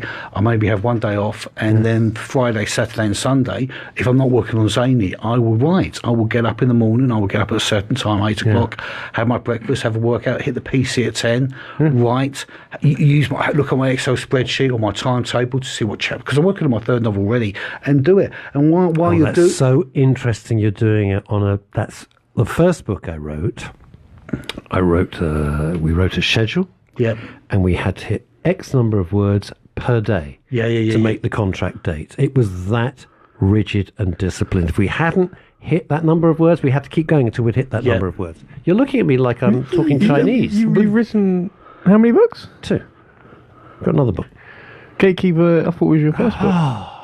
You have so much to learn, young Padawan. Much to learn. No, but it is. Google. So do people get very surprised when they think, oh, I've got to just slog it out? You've got to slog it out. And also there's that whole mythology. And because we're talking the same language, is that you've got to be tortured, you've got to be this burning thing, and you've got to be... No, you haven't. Not at all. It's at all... It's a great... I mean, I like the way that I write. Good talk about for instance, Tales of Aglo. I will write the story on my PC, not longhand, on my PC, ideas. About maybe 5,000-6,000 words.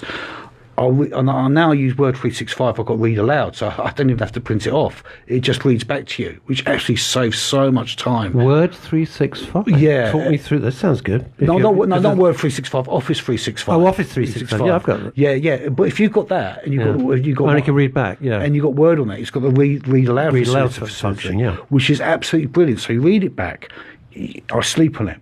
I will usually stop writing about 6-7 o'clock so I can have dinner and maybe watch a film, because I'm one of these believers that you need to wind down. While my friend Dean Kavanagh, who's a screenwriter and author in his own right, and he's a good writing partner of Irving Welsh, Dean's totally opposite of me. Dean is the nocturnal writer. Dean will get up at 10 o'clock at night, write to 8 in the morning when he's writing, and then he'll go to bed, and he'll be you won't hear from him. But that's how he functions. However, just because the time scales flips over, he still has that discipline. Irving Welsh is exactly the same. I know these people, they will just have that schedule. Do you know what effect that has on their kind of mental well-being? Because they say often that we're kind of creatures of daylight, aren't we? Really? Yeah. Well, I talk about what I've done before. I worked. I worked. Well, you know, I've said something about myself back to I worked night shift from the factory. 98, so 21 years ago. I was down on my luck. I came back from Italy. I had nowhere to live, so I lived in the bedsit, worked night shift in the factory. The money was good. The money was really, really good. I mean, really, you know, you couldn't. It was, you know. What were you doing? You were in a factory. I was in a factory. I was actually making Foster's pumps. I was working on a die cast. I had no training, but basically, it's like they just sort of like said, "Well, what do you mean the beer pumps?" Yeah. I had the sort of like the visor line. I used to like use the hot metal late at night, all that with no training. With no training. What could possibly go wrong, everybody? That was exactly it. They said, "Well, if you press that button there and you press that button there, it'll do that." And you go, all right then.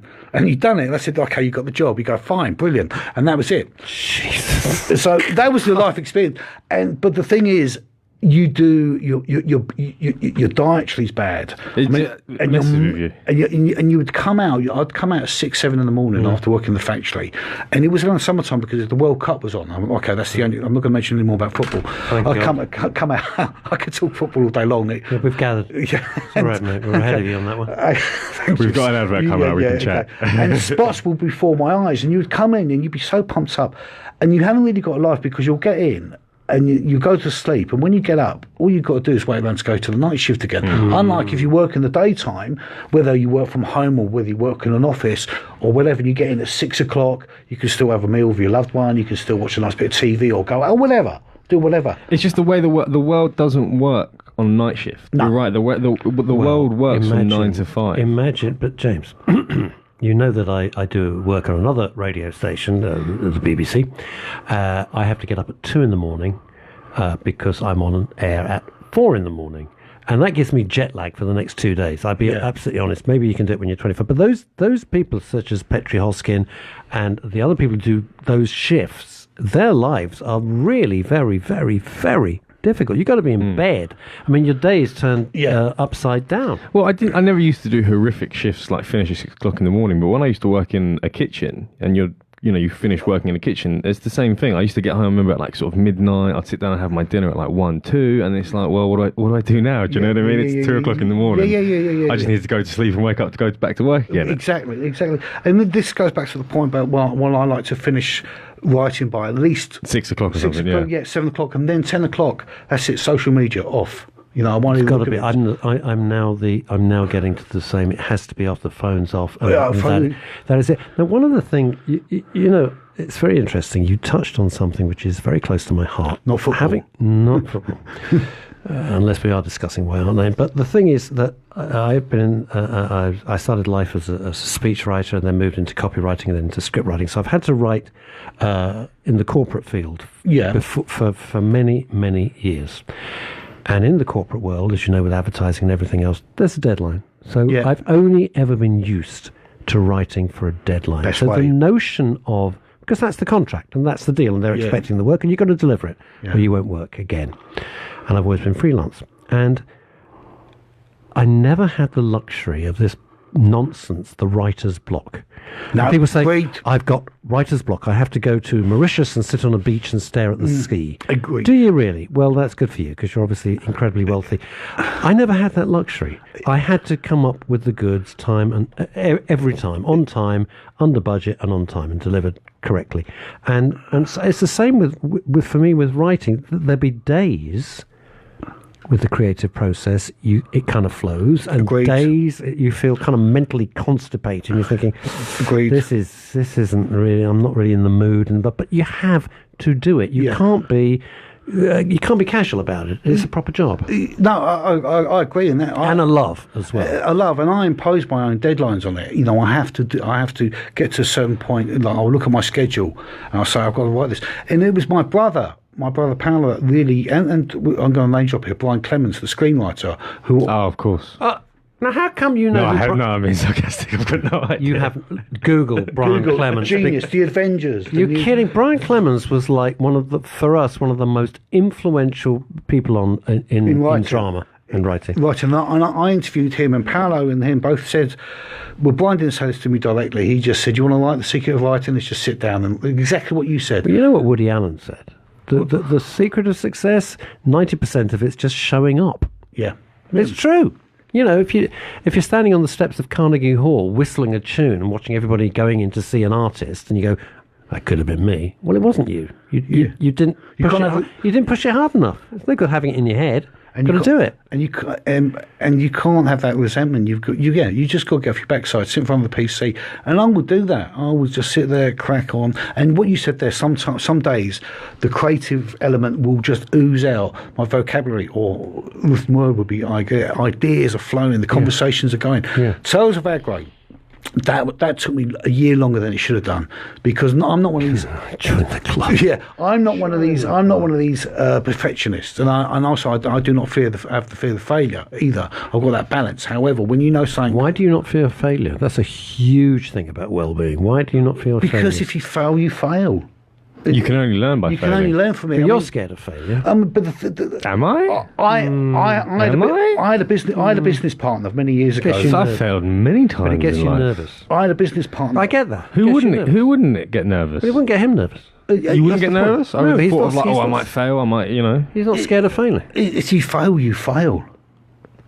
I'm a big believer of if you want to achieve, you need to fail and you need to learn from mistakes. And you need to make mistakes. If you do the same damn thing again, you're an idiot. But of course, if you learn from it, the analogy I've always used with failure is that you don't put the ball down and score a free kick on your first try. You have to keep kicking that ball. What? Give me that again. What the hell? You know exactly what I was talking about.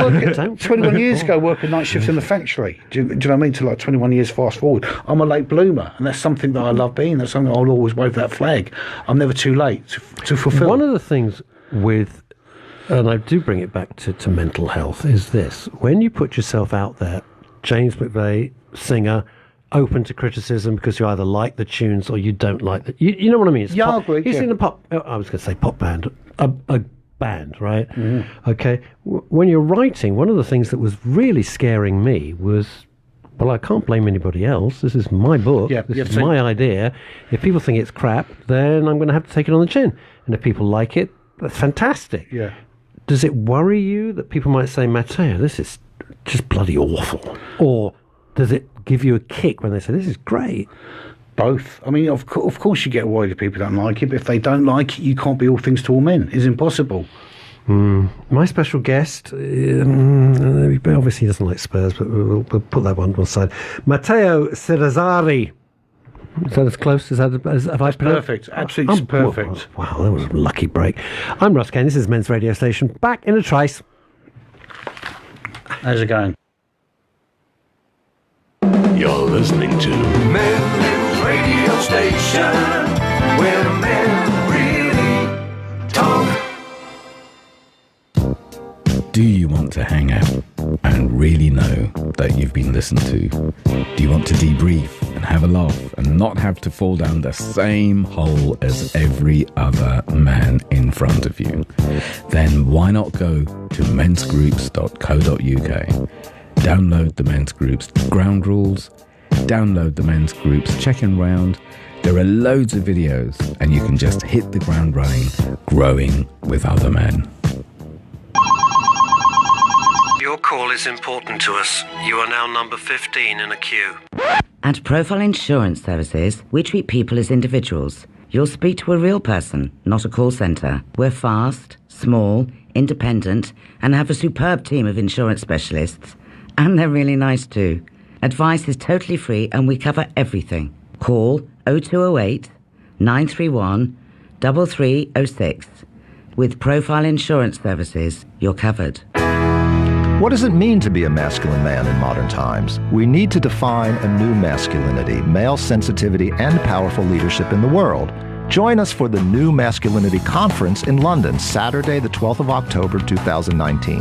The conference will feature a panel discussion and workshops with top thought leaders and teachers of men's work in the UK. For details, go to thesoulofmen.com. Once again, thesoulofmen.com, and click on the site for information about the conference. You're listening to Men's Radio Station, the only radio station that's 100% dedicated to mental health and well-being. We're on air and broadcasting 24 hours a day, 7 days a week. In fact, we never sleep. If you want to listen on the move, please download our app. It's easy to do. www.mensradiostation.com is the website, or follow us on social media. Men's Radio Station, where men really talk. Hi, I'm Noel McDermott, licensed psychotherapist and host of Wellbeing Wednesdays. During Wellbeing Wednesdays, I talk about all things psychotherapy and mental well-being, offering practical help and advice on issues around relationships, anxiety, depression, drugs and alcohol, whilst trying to improve your mental health and giving you an interesting stories from our guests. Join the conversation, have your voice heard, or ask for advice from one of my many specialist guests. We can try and advise you on your problems. Be part of the conversation. Come and join us every Wednesday from 9 to 10:30pm on Men's Radio Station, where men really talk. Talking Therapy Sessions, a new radio show coming soon. Hear pre-recorded professional counsellors talking live to their clients. Hear real-life issues being discussed. Listen to how trained practitioners deal with these issues. Never had a therapy session before? Not sure what counselling entails? Tune in and hear firsthand what a therapy session is really like. Brought to you by the Men's Radio Station in partnership with the One Stop Psychotherapy Shop and supported by over 200 trained counsellors across the UK. You're listening to Men's Radio Station, where men really talk. Wow, that was close. We were very. Expert producer was on the case. Expert producer says, "We're back. We're back. back." This is the warning we get. We don't get 5, 4, 3, or Russ, stand by studio again. We're back. We're back. Quickly, talk. Say something. I'm Ross Kane. What's left of him? This is Men's Radio Station, where men really talk. We did in the break. James Blake rocking the deck, producing, and Mateo Salazar, thank you, who's in here to talk about all sorts of things, including his new book, Tales of Aggro. I got to tell you, when you told me that was the title of the book on the phone, I absolutely cracked up. I just love it. That's the whole point. Hello, it's Mateo. It's Mateo. Is that how I sound on the phone? You sound very threatening on the phone. In real life, you're charming and lovely. On the phone, you sound like, look, you got a date, a pile of money. We're coming round. We know where you live. It sounds exactly like that. Very, very long time ago, I ended up owing money to the mafia. I actually did. I've never been so frightened in my life. It was inadvertent, and it was not pleasant. Got rid of them, but I was absolutely terrified. True story. That's a story for another time. That's a story for which I'm never going to tell. Now, you were saying in the break, and I wasn't going to go there, but you've opened the door, Mateo, about drink. Yeah. Well, when I wrote you originally, during the break you asked about. I was asked if you lived in Italy. And I got that wrong. I did come back from Italy. Yeah. I lived in Italy for about. No, actually, I went on holiday for Italy for about a month, 6 weeks. I was not living there. No, that's what I'm saying. I didn't say I came back. Sorry, long holiday. Like before. No, I was on holiday. Okay, right. You're not like an expat. Not an expat. Jeez. Anyway, the reason why I got out of the country quickly is that I managed to get a hold of some money quickly because my mother sold the house. Prior to that, I've been in the band, and I've been in this band called Great Expectations for about 18 months, 2 years. I was the main songwriter. What sort of time is it? What sort of years? This was 96 to 97. 1 year old, 2 years old. So you had also like Britpop. You can thing. Shut up. You had to shut up. You had the adults are talking. Had the ISIS thing. Greta, just be quiet. Global warming. Yeah. How dare you? How dare you, James? My childhood. James, I'm going to speak to your mother. Did I steal your childhood? Doesn't matter. Yeah. All right, come on. It's a gag. Yeah. Come on. It's a joke. Get over it. Let's calm down. Deep breath. Calm down. I love the show. Change the world. Anyway, I was in the Great Expectations. It was Britpop time, wasn't it? Oasis were big. Spice Girls were happening, etc., etc. And it seemed a good time. Anyway, the band. I was the main songwriter and I was the main driving force behind it. However, it never materialised because I had other people. Going back to the same sort of point about writing, I would say let's rehearse on a Sunday, and other members of this band, well, I can't rehearse on a Sunday because I've got to go to a barbecue. You know, sorry to interrupt you. It's the hardest thing I've ever had to do in my life. Is to organise rehearsals. Oh, it's insanity. It's insanity. And I had. Try having a girl band when you're pouring in an absolute untold fortune, and you've hired professional choreographers, and you've got songwriting team, the same team as One Direction, and someone said, that's my sister's having a part. You want to throttle people. How is it? You know, I'll never forget. I was in a band, and there's all that talk about it's our passion, it's our dream. And then it's like, let's rehearse. It's like, I can't do that. I'm busy. I'm like, what do you mean? So you know exactly what I'm talking about.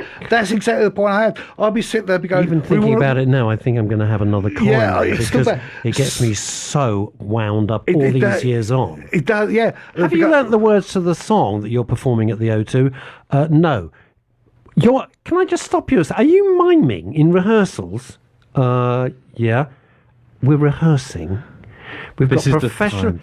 We're playing at the O2 Arena in front of 20,000 people, and you are miming because you don't know the words yet. Which band was this? Never you mind. Okay. Never you mind. Still a sore point. I don't blame. I can understand. But going back to that point. So we've all been there, we've experienced it. So the band I was in, I had one guy called Anthony Kenny, who's still a friend to a degree. Oh, good. He was good, but the others will want to be. Don't name them, please. Yeah, no naming and shaming. No shame. All right, the others. Anthony, I can still mention because I still like him. The others want to be as big as the Beatles, but they couldn't do it on a Sunday because they had to go to a barbecue or they had to go and see their family. I've got to go for a drink in the pub with my cousin that I haven't seen in so long. You got it. You know it. You know that. It's a fascinating thing. And when I said about Woody Allen, and let's not get into the whole Woody Allen thing, I'm talking about what he said. All right, okay. When he said, 90% of success is just showing up. Yeah. If you want to be as big as the Beatles, you got to give it your best. If you want to write a book, you got to give it your best. Yeah. You can't be half-assed about it because you won't get it. Then you only have yourself to blame. You agree? If you give it your best, my dad, who was a man of very few words, and most of those were fairly rough, but he said, "Look, Russell, as long as you've done your best." That's it. If you've failed an exam, but you say to me, "I've done my best," then there's nowhere to go. Well, it comes back to the fear of failure, what we were talking about before, and like you were talking about with the band and how it led on to it. But it's that thing, isn't it? What I learned from being in the band, because I was putting so much energy into like running the band, writing the songs, and organising the band, and I was getting very, very zero, if anything, back. And then it led me to drinking. Right, because after band rehearsals, I would start drinking Stella. Right, that's why I don't touch. I still drink now in moderation. I do not touch Stella, wife beater, whatever you want to call it, because Stella. Steady. That's what it's called. That's what it's called. That's this thing. Excuse me. Listen, we've set up something. So we've got women's radio station, men's radio station. I'm hearing the word wife beater. No, you've taken out. You've taken out content. What does that mean? It basically. I know what a wife beater is, but what does that mean? Stella. What Stella does. Because of the chemicals in Stella, it's a known drink that actually sends you a little bit insane. Well, I always just thought it was cool. I have no idea, and speaking on behalf as management of men's radio station, I couldn't possibly comment. I don't drink beer, and there we are. I was just covering myself. To me, it was always just a stereotypical thing associated with the drink. What, Stella Artois? Yes, quite is that it's called? Matter of fact, I quite like that. If I was going to drink something, and what do I know? I don't know. I'm not a big. It definitely hardly ever. And it does. What it done with me when I was drinking a lot of Stella, I didn't beat anyone's wife up. It just made me very, very bitter. And it made me very. Are you serious? I'm no joking now, and I'm not getting. If you're listening in from Stella, I'm asking because I don't know the. Are you really saying that one brand of lager? It's a lager, isn't it? It might not be just. What about if you switch to Grolsch or whatever? Well, okay, let's take the one brand of lager out. Just at the time, it was one choice of my lager that I was drinking at the time. But nevertheless, point taken. I think it could have been, frankly, any brand of lager, as opposed to just one brand of lager. I'm just thinking of the legal ramifications. Yeah, true. I can't understand that. I can't help having worked at the BBC and Capital Radio for many, many years. One doesn't walk away from all of that. All right, but drinking heavily on the... All right, fine. So you're drinking, and it turns you a bit... bitter. So you don't feel fulfilled. You lose your ambitions. And I covered that in one of the stories there, Stephanie Clark, in the girls, when she forms a girl band in the 90s. It does materialise. So she starts drinking heavily. I don't actually mention any manufacturer brand of drink. There's a relief. What I'm thinking is this, though. They always say in vino veritas, in wine is truth. And I don't believe that when people say, I was drunk, I didn't mean it, or whatever. No. that is the person that's inside you all the time. All that alcohol or drugs is doing is enabling you. In your head, it's giving you permission to be an arse and be rude or be aggressive. Or you're actually that person anyway. True. I if it's not deep inside you, it's like when Mel Gibson went on a huge anti-Semitic rant and blamed the booze. If you weren't anti-Semitic in your heart and in your soul, you wouldn't have come out with it in the first place. And you wouldn't go around punching people if you weren't aggressive but didn't have the wherewithal to do it. So it's only the enabler of the booze and drugs that turns you into that very unpleasant person. I agree. And now, I mean, like I said, I drink in moderation now. When I drink, which is cold controlled drinking, I'm a very happy and I'm very buzzed and I go to bed a content person. But in the 90s, we were like working in the factory along those lines because I didn't have the confidence or the drive or the discipline or even the self-esteem to sit down and write a book because I didn't believe I could write it. You talked yourself out of it. I talked myself out. And no one can... No, I'm asking the question, did you talk yourself How out old did I talk myself out? No, you talked yourself out of... You wanted to write a book, but you said, why should I be able to write it? Yeah, I didn't think I was worthy. I didn't think I was worthy. And I think that's what alcohol does to a lot of people. And also another thing is...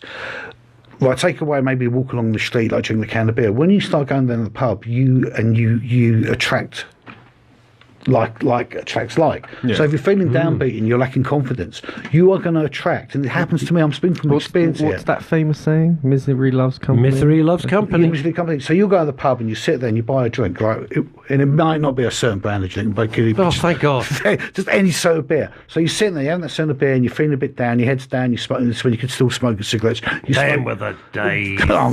Secondary cancer smoking. I gave up smoking last year. I've had a cigarette. Good for you. Okay. And you have not put on weight. I did. It's just dropped. Thanks for noticing that. No, because people say I've given up smoking. I said, "Blimey, what are you given up? You've taken up eating pies." I did. Literally in the last couple of months because I've given up meat though. I'm now on a high protein diet. High protein, high fiber. Rich vein of conversation suddenly approached. So wait a minute, you've given up meat? I've given up meat, and how do you feel on that? Have you gone vegan or vegetarian? Vegetarian. You've gone vegetarian. I still eat fish. So pescatarian. Pescatarian. That's it. I like fish, and all it came about. It wasn't actually health reasons. I was in Menorca on holiday, and you're just the man of holiday. No. My mother's got a place there. I go and visit. Did you rent out rooms or anything? No, but the flats for sale if you're interested. No. I mean, I don't want a foreign property. I really sure. No, it would sit you down. When you got your writer's block, you would love it. You could go over there and you could do your writing. Move on. Okay, move on. So, anyway, not going to happen. You said that. So I was just eating meat, and I just thought I don't like this anymore. So I gave it up. But going back about the weight, I did put on weight. My chest expanded. I looked like a mini bodybuilder. I had shirts like this. That when I was putting them on, the weight went tight. Yeah. I don't, because I've been a smoker. I've been smoking 40 a day for. Oh my God! Oh my word! I was. Oh really? I was 40 a day. Oh yeah. If not 60, if I had a few, if I was on holiday, just to celebrate. Yeah. Just to celebrate, you're still breathing. Yes. Wow. And how did you stop? Because this is very important. Loads of people smoke and want to give up. Loads of people, some of them as young as 24, Mateo. Smoking kills. It does. Maybe I want to give up smoking. I had a minor about bike accident, which put my back out of action. For bicycle or motorbike? No, bicycle, mountain bike. Oh, okay. And anyway, I was ordering my food online, and when I was ordering my food online, I was adding my cigarettes to it. And all of a sudden I thought, hold on a minute, I made an extra 120 quid a week on top of my food bill here for cigarettes. And then my uncle Keith, I can't mention him, he'd given up smoking, and he had obviously said to my mother, I use hypnotherapy. And my mum for many years used to go, you want to give up smoking? I was going, nah. And then eventually I phoned my mother up. I said, look, can you get the number of this hypnotherapist? Blah, blah, blah. Cut long story short, I went to this person in Bromley. And she said, you've got to want to do it. You can't. It's not going to be a magic cure. It's the same as like if people go to. I think it's the same with any addiction. Same with any addiction. Some people go to AA, like Alcoholics Anonymous, which I can't pronounce, thinking they're going to walk in there, not going to want to drink. All that they can do is give you a starting block, a template. Yeah. And this woman, Jill, who didn't like me. This woman got smoking because I refused to give my credit card details over the telephone, and we Anyway, cut long story short. Hang on. Well, wait a minute. You're going to see a therapist in Bromley. Already I can envisage a schlep to Bromley. And she didn't like you straight away. No, well, she said to me, she said, can I have your credit card details? It's weird, even by our standards. And I said, I'm not going to give you my credit card details over the phone. And she thought I was being a bit... whatever. Anyway, cut long story short. You gave me your credit card details. No, I didn't. No, you didn't. James got a very, very nice Aston Martin outside. Yeah. So it's amazing, but there you go. And it lasted about an hour and a half, and I came out and I literally had 20 fags of my cigarette in my pocket, Pall Mall Blue. And I came out and I snapped them all up, put them in the bin. Literally, don't tell him that. Now he's already upset. And I threw my lighter. I was thinking about vaping, but lucky enough the vaping shop was shut, so I don't vape. Good, because I think vaping is the next thing to be stopped. Yeah, so I do have the nicotine gum. However, I'm slowly using off the gum and now just moving to extras because, that's still addiction. But did you still get the cravings? Did you still get that? Cravings, what happened is that you're advised not to drink or do anything or engage in any social activities that's going to be triggered. Like, so for instance, like if going to the pub is a massive one, isn't it? Or even going on a flight, because I'm sure being an ex-smoker, I know the moment you get off that plane, the first thing you want to do when you get through customs, that's why you always get stopped by customs, because you're looking nervous because you just want to get out. Oh, is that it? You want to get out and have a fag, and you want to get your bag. You come out of the airport, whether it's Gatwick or wherever you are, and you just sit, and that's the first thing you do. Spark that cigarette up. And the worst thing, I was a little kickstart the day cigarette man. First thing in the morning, before breakfast, before anything, bang. God. I've got a nice little studio flat. I'd go out in the little sort of communal garden in my PJs. The neighbours must love me. Lovely look, yeah, lovely look. Hair in rollers. Yeah, hair in rollers. 8 in the morning, having a fag. You know what I mean? Like, that's actually making me feel, I'll be honest, quite nauseous.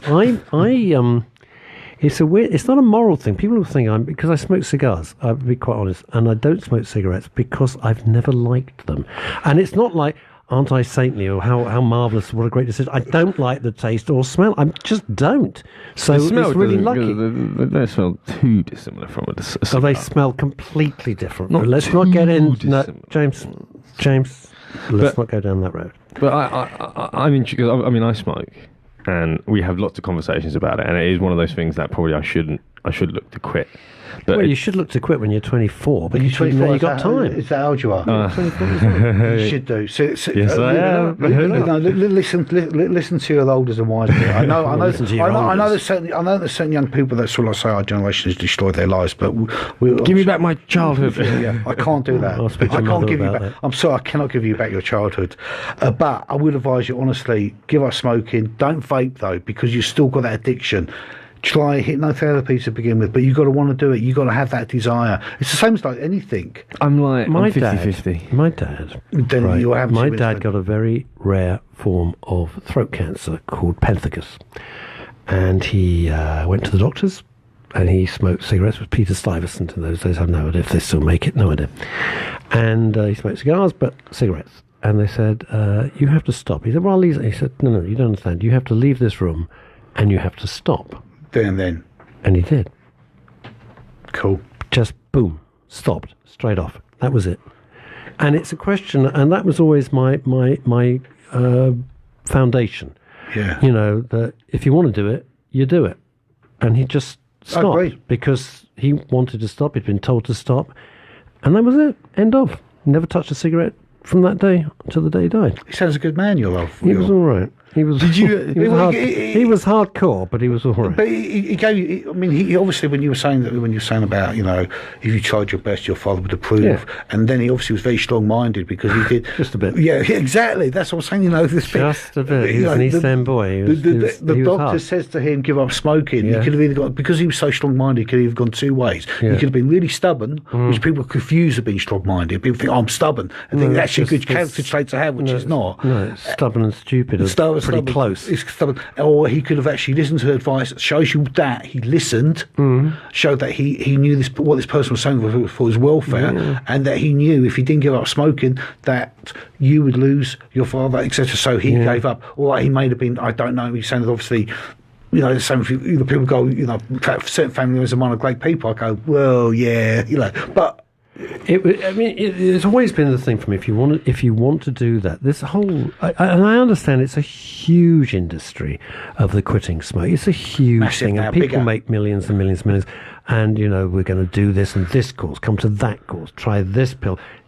The key to it, as you've said, Mateo, you got to want to do it. Can I just interrupt? I think your phone's not on airplane mode, Mateo or Russ. Is it me? Someone's phone isn't. Well, mine's on airplane mode. Yeah, Mine's on. Mine's on. Look, can we switch them off, please? Mine's on. Definitely aeroplane mode. There we go. It was always on. I've got one. Mine was. Just shut up. Don't worry, Matthew. It was me. I think it was me. I'm very sorry. Somebody else. See, I'm a pro. I had one on flight. Yeah, if only I was professional at this, it would be frightening, really. So you've got to want to do it. The third book, what's that about? The third book, okay, I can't. There's 16. Vaguely. Don't give it away if you don't want to. Vaguely. It's going to be a homage to the books that I grew up and loved, which are 101 Dalmatians, Wind in the Willows. Loved Wind in the Willows. So I've got, that book. this is good, I've got a subcult, I've written a book about mod, which is more semi-autobiographical. I've written a book about aggro, which has got the violent side out of me, psychoanalyzing myself here. Right, nice. Now I've gone back to the things I loved the most. One of the things I loved most when before I got into closing music was things like 101 Dalmatians. There's a book called Midnight Folk, which by John Mansford, who I can't pronounce. Enid Blyton. Magic Faraway Here's the Train. thing. I got a question for you. Right. Let me ask you this. Enid Blyton, who gave me as a very young child, my first recollections of reading were Enid Blyton. Same here. Yep. Gave me my love of books. Same here. Gave me my love of reading, of wanting to be a writer, and all of those things. I can really lay it at her door. So I have an enormous debt of gratitude to Enid Blyton and all those other children's authors, Dr. Dolittle, which I read all those books, etc. And yet, in 2019, there she is being pilloried for just having the views that were prevalent at the time when she was. Right, you see where I'm going, James? No, I know what you're saying. She was right wing, she was this, that, and the other. They were prevalent at the times. I'm sure if Enid Blyton was to be starting out now, or whatever, she would have views that would fit anyone. She had a great imagination along those lines. And what you're saying there, I was introduced to Enid Blyton by my mother, as my mother was introduced to Blyton by that. And my grandparents, my English grandparents, lived in Norfolk, and they used to have a nice little mobile home that backed onto a wood. So when you read things like Enid Blyton, Enid Blyton and stuff like that, you get them. So that's where I'm at. So I've been wanting to write this book. There's going to be foxes in it. There's going to be wolves in it. There's going to be witches in it. Is it set in Shepherd's Bush? No. Checking? No. Shepherd's Bush. I mean, I don't actually. Well, you had the foxes, you had the witches. You know, I mean, it could have been Shepherd's Bush. Could have been Shepherd's Bush. It's definitely been White City. There's going to be Naples in there, and there's going to be Norfolk in there. So, but is it going to be like a kind of more of a sort of fiction child story kind of thing? Yeah. Because going back to what Russ just said there, it's like obviously I was into Magic Faraway Tree was probably one of the first books on the Enchanted Wood by Enid Blyton was the thing that really triggered me off, because basically it's about an enchanted wood and a magic tree, where in this tree you can go to all these magical lands. So as a child, Mr. Ben. Yeah. So as a child, Mr. Ben, that was a great little show. Yeah. I love Mr. Ben. Yeah. So as what Mr. Ben was? Yeah, you must remember that. Please don't. No, you can't remember it. On the spot like It's a this. bloke. It was a very simple little cartoon animated series. Mr. Ben would go into a changing room. We were served by a guy with a fez. That's like hint of the Tommy Cooper there. Can I just ask what year this show was in? 1901. Yeah, the 70s. Hitler was massing on the Polish border. No, it was 70s. Mr. Ben. So Mr. Ben, a TV show from your childhood. Yeah, actually. Okay, Could be. cool. Well, not exactly my childhood, but there we go. 95 was when I was born. So, but you can watch it. I'm Shame, you're really getting on my nerves today. You can YouTube it. But Mr. Ben, he goes into a changing room in a shop. You're not supposed to even have those now because everything's online. And he goes in and he goes out as a cowboy, as a fireman, as a spaceman. It was fantastic. Cool. Yeah, then he comes back, goes into his normal clothes and walks out. It was very sweet. I love that show. That sounds cool, yeah. It's lovely. Exactly. Such a simple premise. Yeah, and those What are you things. talking about? I don't know. We're just talking about children's literature Yes, why not? or children's because it's all TV part of shows. how we are and well-being. I'm not just saying that. It's like what made us very happy, what kind of formed us, gave us our, in many ways, what gave us our worldview, what charged our imagination. Exactly. And Ian Blyton gave me my love for like nature and woodlands, and then 101 Dalmatians, because I lived in Sunbury at the time, probably gave me my first fascination, even though my father had worked in the Covent Garden, gave me my first fascination with London. Because I thought, what did he do in Covent Garden? My father, because my father, I said this in the email. Covent Garden's a very spiritual place to me, right? And I hope you're listening, Mother. My mother met my father here in the 50s. Oh, bless! So this is sort of like a bit of a. Her first ever job was around the corner in the 50s. And my father worked in the fruit and veg trade until they moved to Nine Elms. Yes. So I just remembered that. Yes, it's Covent Garden. Did you know this was an actual market, James? Covent Garden? Yeah, Covent Garden market. Yes, I did know. It was, and if you read about London in the 50s and the 60s, and that, as you know, this how it comes across now as being laid like that. The West End, Covent Garden, this was Laserblade Alley. This was a tough place. Oh, really? Oh, yeah. God, yes. Oh, yeah. Oh, yeah. The best one is someone told me that Marylebone used to be really tough. Yeah. It's like a really dangerous area. Pretty hard. And I was like, what? You're mad. No, you can't believe the... But it's funny, I see it where I live in Camden now, I see it. Because Camden, when I first started living there, and Camden now, are two totally different things. Yes. Like, Camden used to be very edgy and tough. What about King's Cross? Now it's marvellous, and everyone goes, let's have dinner in King's Cross. No, that's not because you can't park. But, King's Cross, just the most inaccessible place in the world. But looks fantastic. It was dire. It was a dire place. It's bloody awful. Now, wow. My father, when he worked at Covent Garden, he used to take me to Soho, and it was probably one of the first places you could get. You could do it because of your surname. You'd be all right in Soho. Because you had authentic Italian restaurants, and they weren't full of trendy people. They were full of Italians, and because my father could speak Italian. Well, it's literally, isn't it, Soho? That's what it was. Yeah. And then you had the sex shops. You'd come out. And they're not gone. They're still there. No, but it's very different. It's very clean from what it was. In the 70s, it was literally all over the place. So it was this very model first floor. Yeah, it was. You have no idea what I'm saying, do you? No. You haven't. No. And the police turned a blind eye to it because they were model first. You see a little handwritten sign. Say model first floor, and it was a prostitute. Prostitute first floor. Oh, it wasn't. James, is this an education for you? I never. I hope you have. Okay. I'm not in those days. Come away and be straight round to the doctors. It's been a pleasure. Oh, we haven't finished yet. Okay. We haven't finished. So when are you hoping... You're staying. You're going to stay and chat with us with Mark. I'll stay with Mark. Yeah, cool. Oh, Mark. So get you. The next book is planned, if that's your next question. That was my question. So let's cut it short, Mr. Kane. It's going to be April next year, and I'm on my deadline. If it's not April, it'll be May anyway.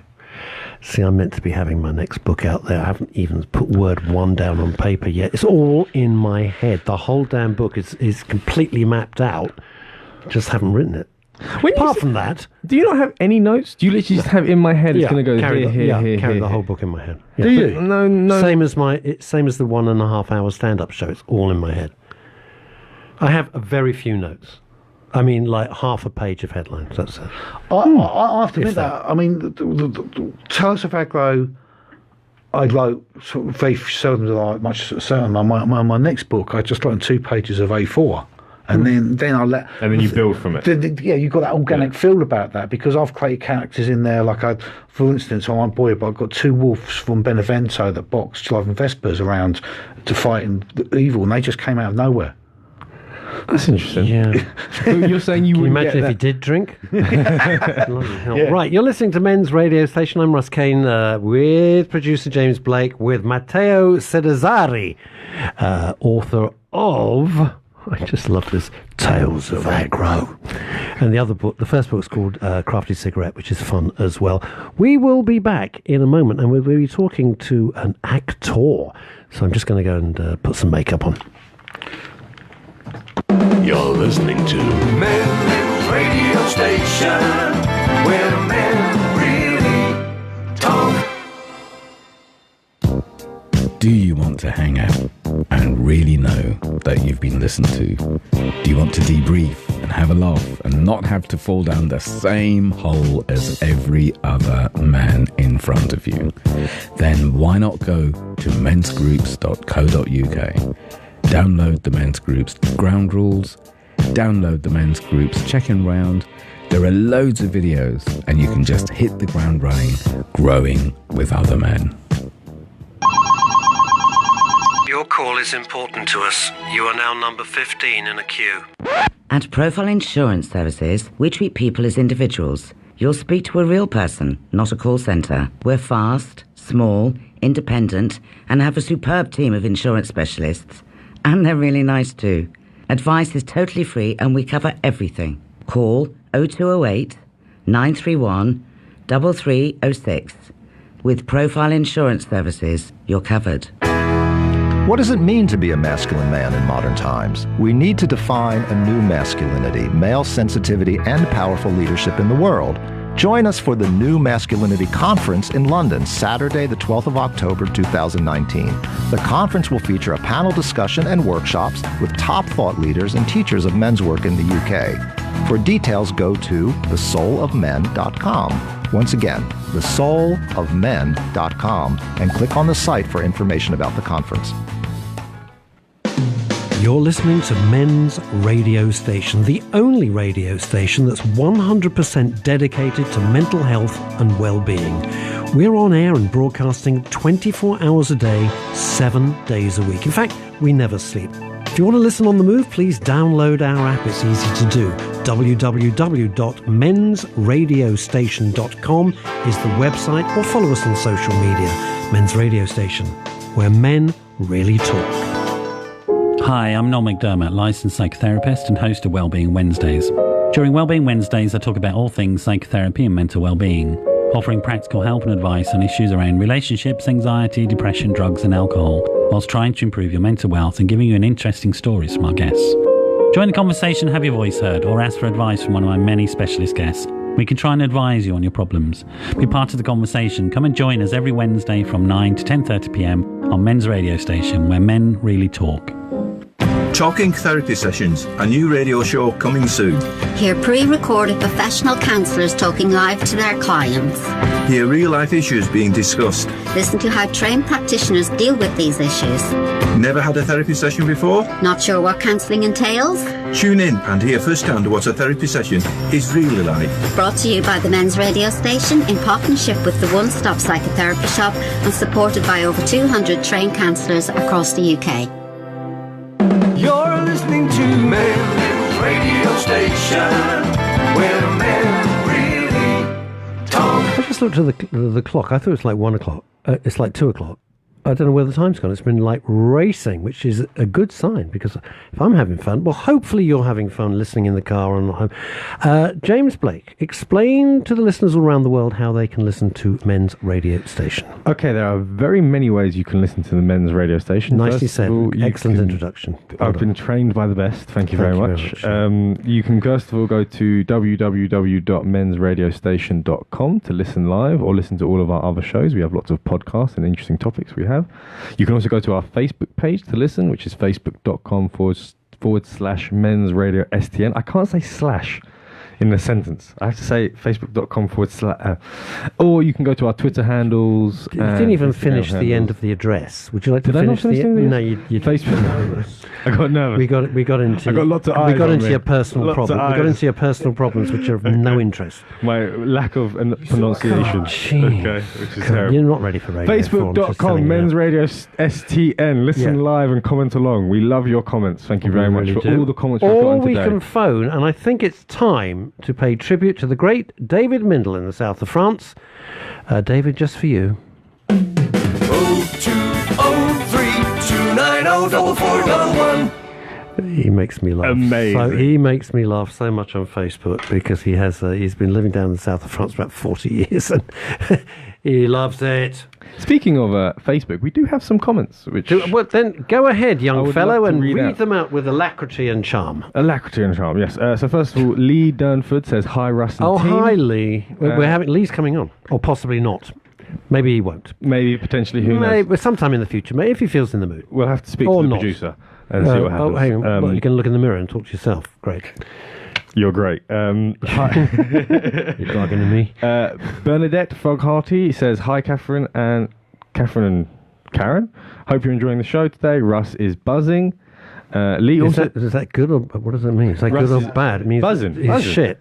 Or is that good? Oh, thank God for that. All right, okay. Buzzing is a I good don't want word. to go home covered in ignominy. And then Lee also says, I took my teenage girls to see the Vamps at Hammersmith a few years Read ago. it slowly, like people can understand what you're saying. It's a giant paragraph, but just read it slowly. It's an interesting paragraph. I know where you're going. This is from Lee Durnford, who very kindly got me some cigars.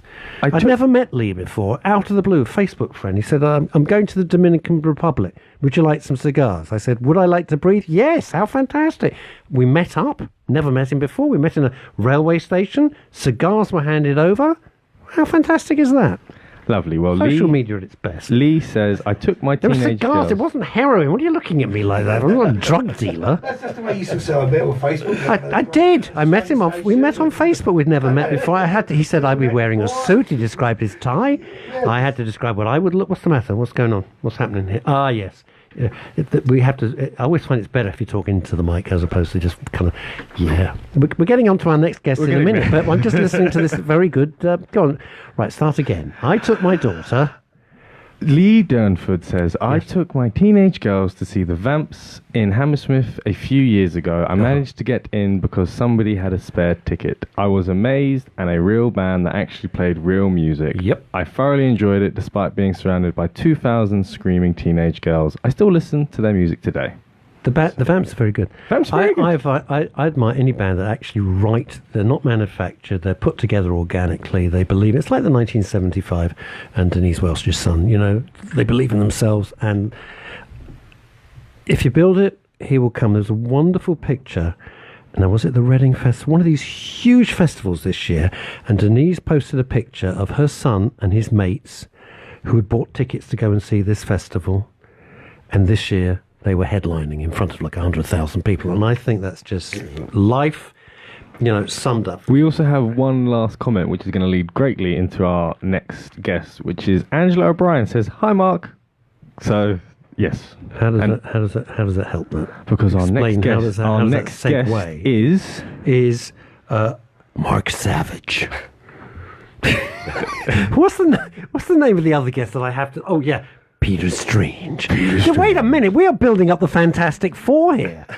This is great. We've got Peter Strange, who does kinesiology. You're looking at me like I'm talking Chinese. Kinesiology. And I can't help it, I always pronounce his name Peter Strange, and he really gets pissed off. And now we've got Mark Savage. So all we're missing now is Freddie Fantastic or something. And we've got we can build towards the Fantastic Four. Right. Mark Savage, actor, welcome. Thank you for being so... Your face is so familiar. So familiar. Seriously. Oh, right. We have... Because I'm half mad, we haven't met, have we? We've never met. Not as But your far as face I'm is aware. so familiar. So your voice is so familiar. Well, that's Russ. a I weird think thing. I grew up on the flying eye. Bless you. You're older than you look. And so you and Mateo, you know each other. Yes. You old friends, or what? So he owe you money, or how does this work?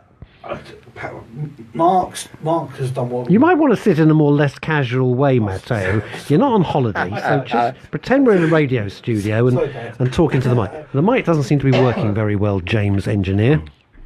Hang on. Keep chatting away. Mark's... No, still sounds rubbish.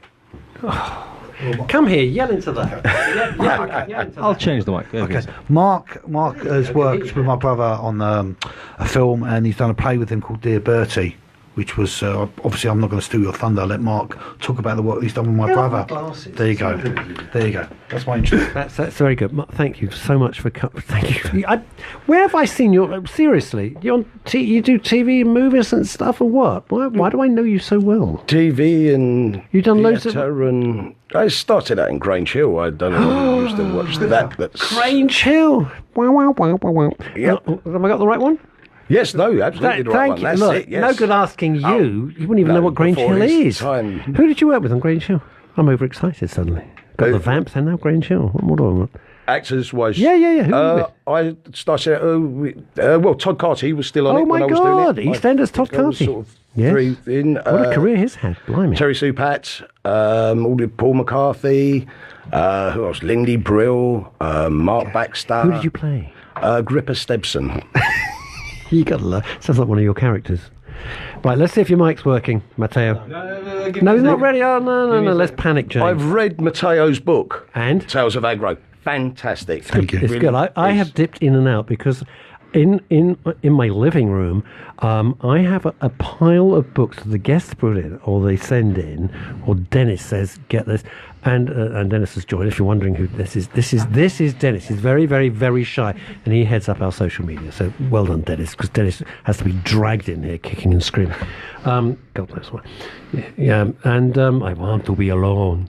And I have this pile of books, so I dipped. I haven't read it cover to cover, but I have dipped in and out. Thank you. I do that because I keep it in. I keep your books in. God knows why. They're in my kitchen, so I'm sitting down at the counter. That's how I eat. I put it at the counter. I read the books. Okay, so it is. He writes well, doesn't he? Very well. I'm going to talk like he's not in the room. And he's lost weight. Do you know what, though? Seriously, it's coming on here, obviously. It's just that thing. You do get a little bit... I certainly do get anxious and whatever else. Really? Yes. Yeah. What did you think? What was... You see, I always say, all right, okay, I try and calm myself down. I go, Russell, what's the worst case scenario? So just out of pure curiosity for mental health and well-being, what was your worst case scenario about coming on today as a guest? For me, I guess it's sort of worried about being judged. I'll probably listen to this back and I'll think, oh, God, shouldn't have said this, shouldn't have said that. Yeah, really? Certainly for me being an actor, I hide behind characters. Of course. And so, in a sense, revealing yourself. However, I got a text off Mateo this morning to let me know he was coming on. So I looked on Twitter, and do you know what? My anxiety just subsided. Oh! And now it's ramped up again. It got worse because I thought, oh no, I'm not going to be able to get a word in edgeways with Mateo. It was a very tough interview. Very tough. It was hard to get anything out of him.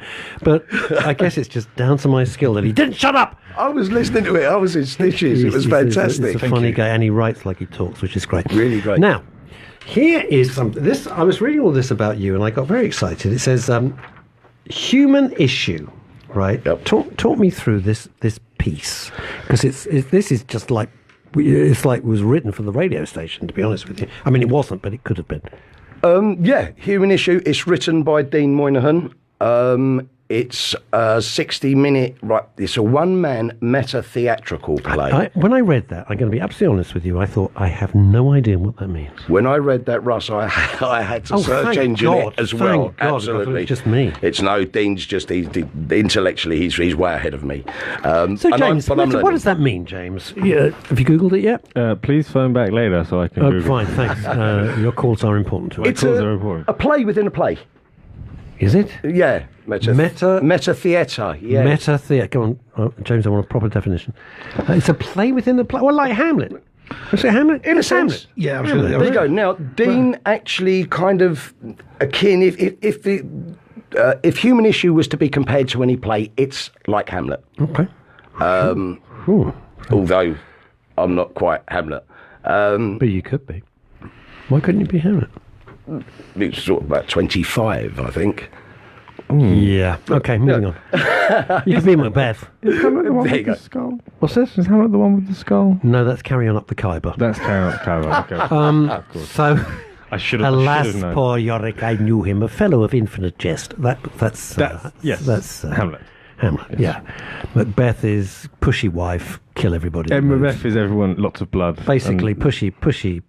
Basically, it's Hillary Clinton. Basically, Hillary in Scotland. Clinton. Basically, that's what it is. I also have a definition for meta-theatre. We're ready. Of course we want it. Of course. Meta-theatre and the closely related term meta-drama describes the aspects of a play that draw attention to its nature as a drama or theatrical production, or to the circumstances of its performance. I'm really none the wiser. I'm going to be absolutely... I think Mark described it. I have not a clue what you said. I've got to tell you, James. It's a play within a play. All right, exactly play within a play. Yeah. All right, we can get behind that. I like play within a play. All right, so carry on. So, yeah, it's about Frank. He's a struggling stand-up comedian. Hang on, resonating suddenly. So the play opens up with Frank in his empty flat. The bailiffs have repossessed almost everything he owns. And he's seriously contemplating becoming another male anonymous statistic. Oh, of killing himself? Yeah. Okay. But first, he has one or two important things he feels he likes to say. And it's really, with Frank, because of his age, he's around... I'm putting him around 49.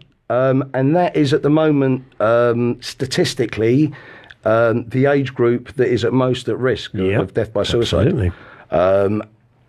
And what I've been reading through research is also around that age group, when they were 22, that was the highest age group as well. Those are the two biggest. Are you saying the same group generation, of same group of people at 22 was statistically at the most So risk. James, you've escaped. You're right. You're 24. Okay. No, but I think those are You the dodged two. that bullet. I know what you're saying, which is that it was the same. You know, if you were born in like 1970 or whatever, it's the same thing. But I also think those are the two biggest brackets for male suicide.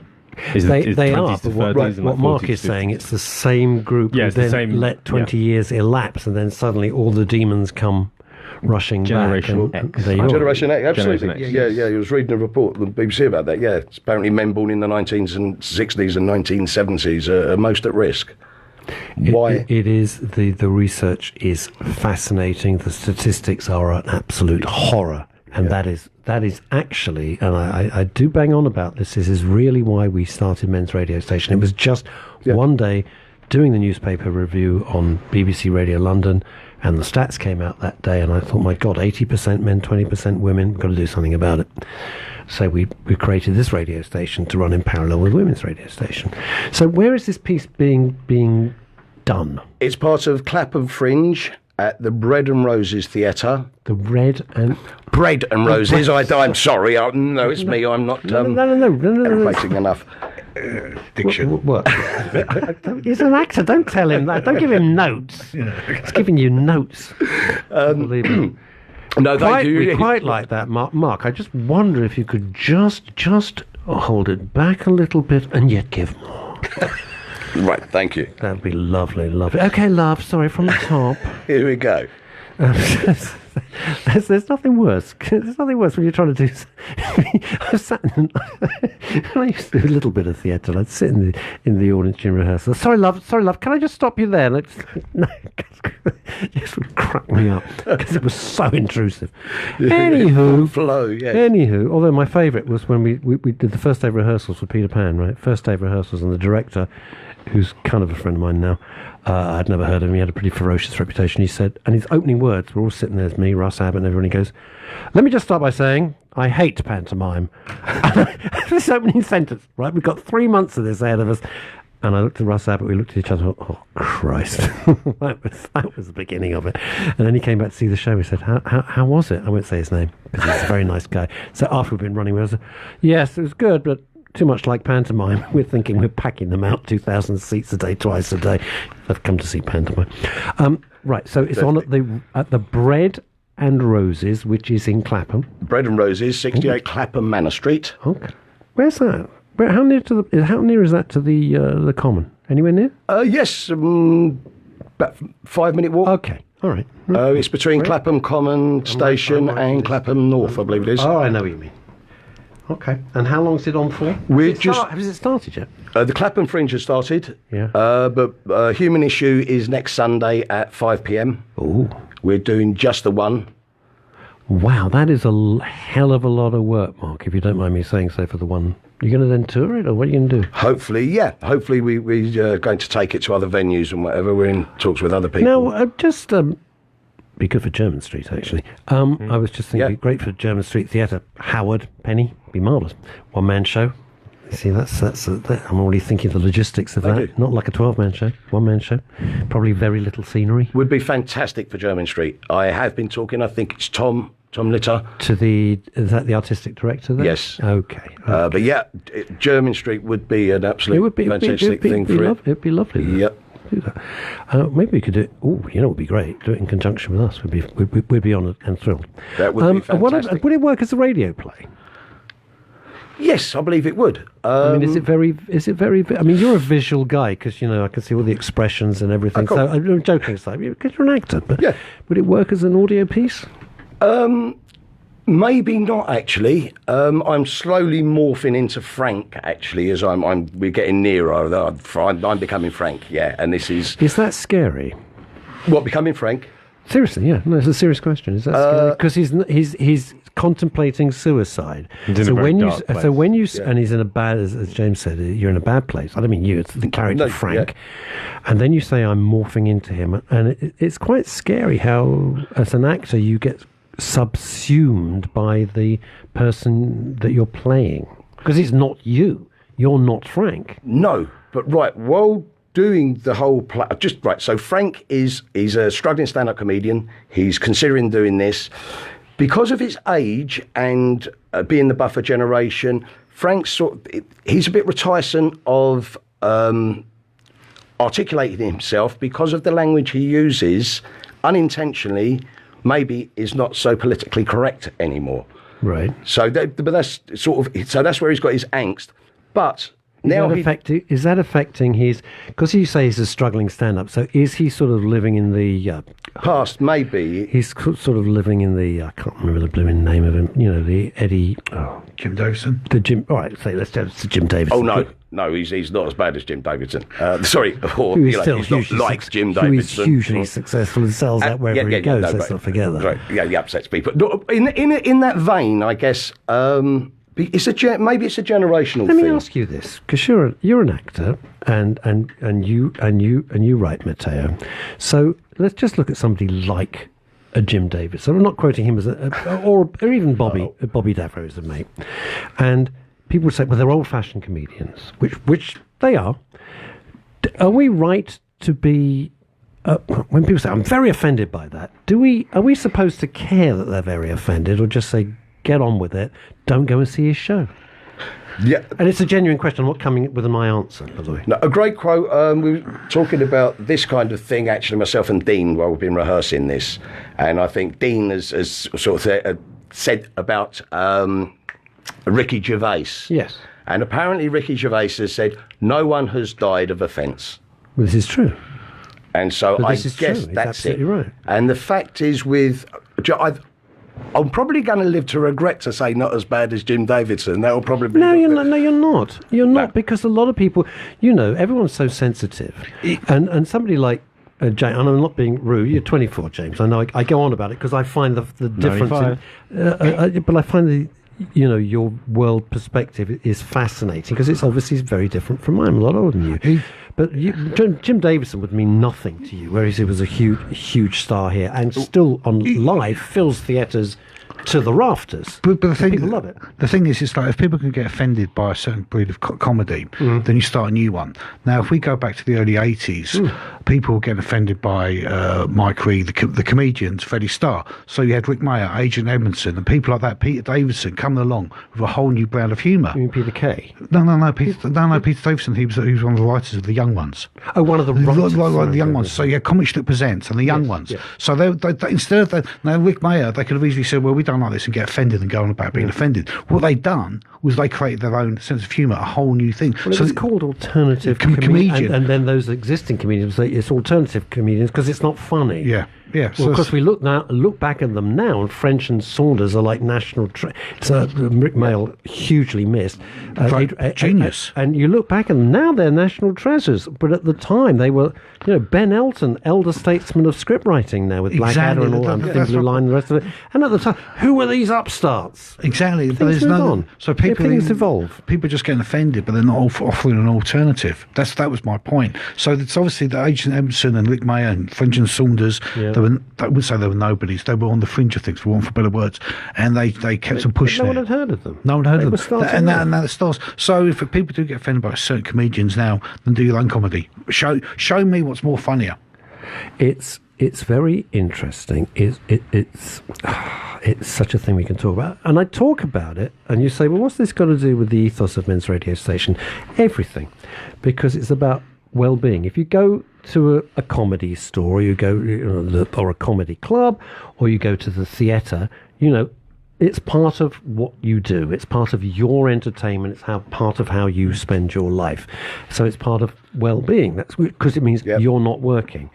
And I never know if theatre is meant to be entertaining or it's meant to be educational. You can pick it. Right. But no one has ever said, as Joan Rivers, who died way too young, I was a huge Joan Rivers fan, she said, everything, you can joke about everything. If somebody gets upset about it, fine. I mean, she barracked a heckler because she was talking about being deaf and somebody started shouting out or something, and she just wiped the floor with this guy. Genius. And I said, don't talk to me about disabilities. You know, my husband, I've grown up with him, we've lived together, and he's got one leg. Don't talk to him. Don't you dare presume to lecture me about disabilities. And I think that's true. She would joke about anything because it kind of takes the terror out of it, doesn't it? Do you think that? Or yes. I'm talking rubbish. No, definitely. No. You're making total sense. And I don't want to steal much thunder, but back about people being too easily offended. I mean, that's a whole potato. We could be here all day long, but if you are easily offended, then I don't know what the answer is.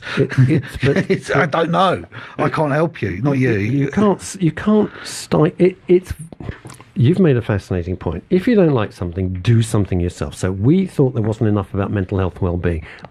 We took the risk, invested our own money, and started a couple of radio stations. All right.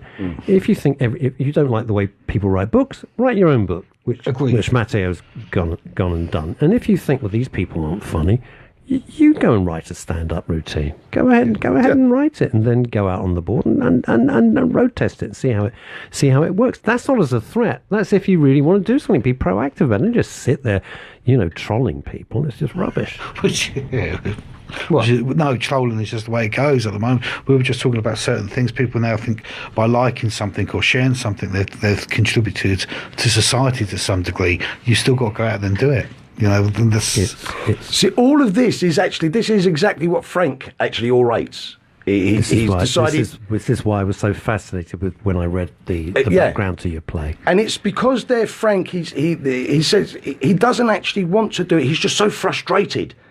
I guess it's part of his cultural kind of upbringing. We can go on about that, our masculinity, how we deal with that. Sometimes it could be kind of through anger, fear, all of our emotions. Reading Mateo's book, I could really rooster. I say. Whoa, there's a problem once he says that. Yeah, but there's a comedy in it, and also there's a real strong message in there that once Rooster starts saying that, you get out of his way. Yeah, and it's just understanding, and also as well, even though.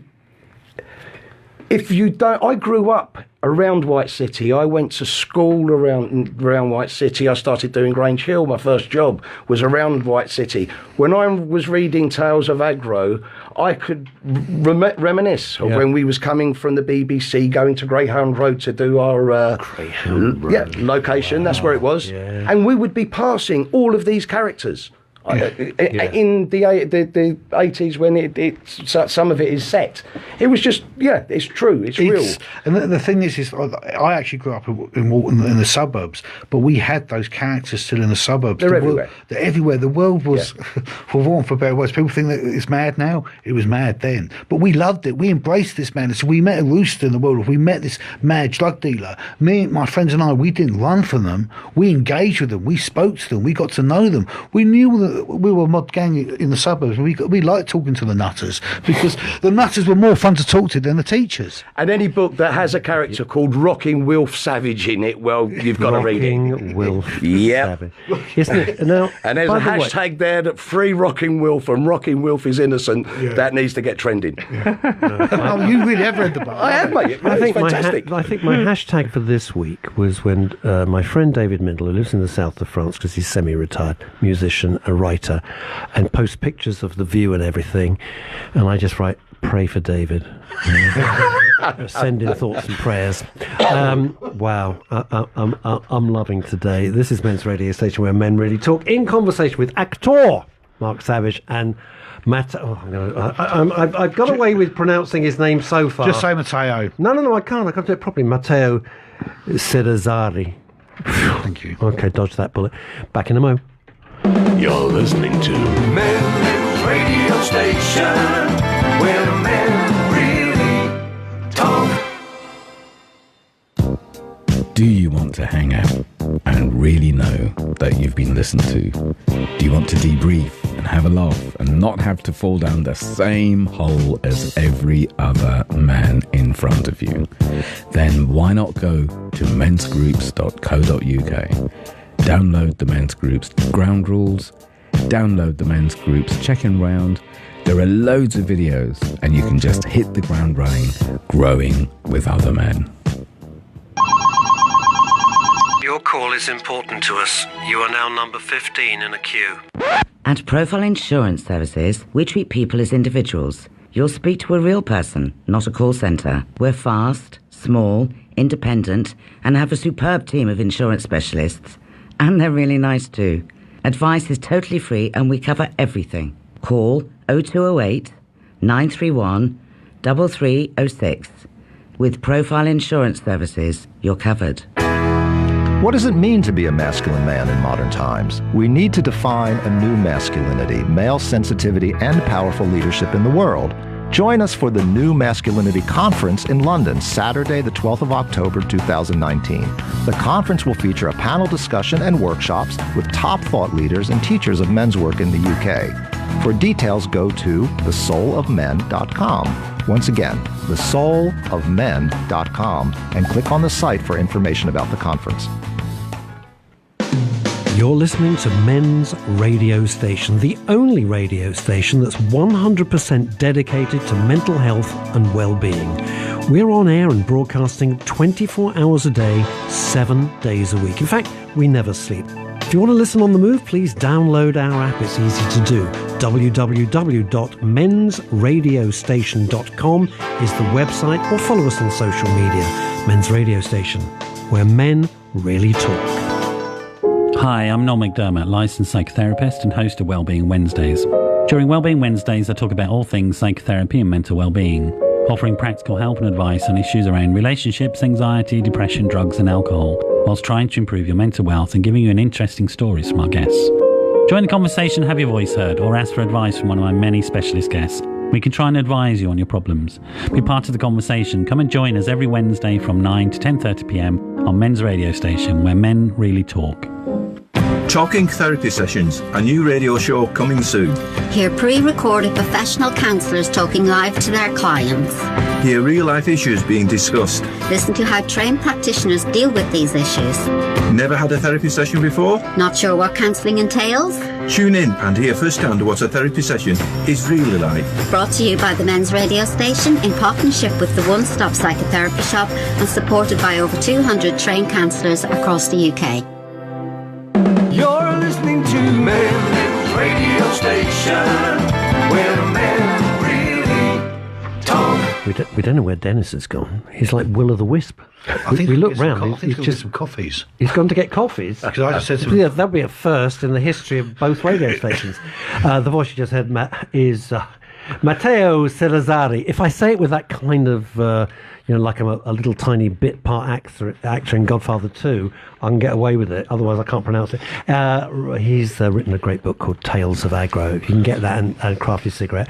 And with us now as well, Mark Savage, actor, whose play, I'm reading about this, because he says, as soon as I see, I've got to question this. As soon as I see the word existential, I've got to go, what?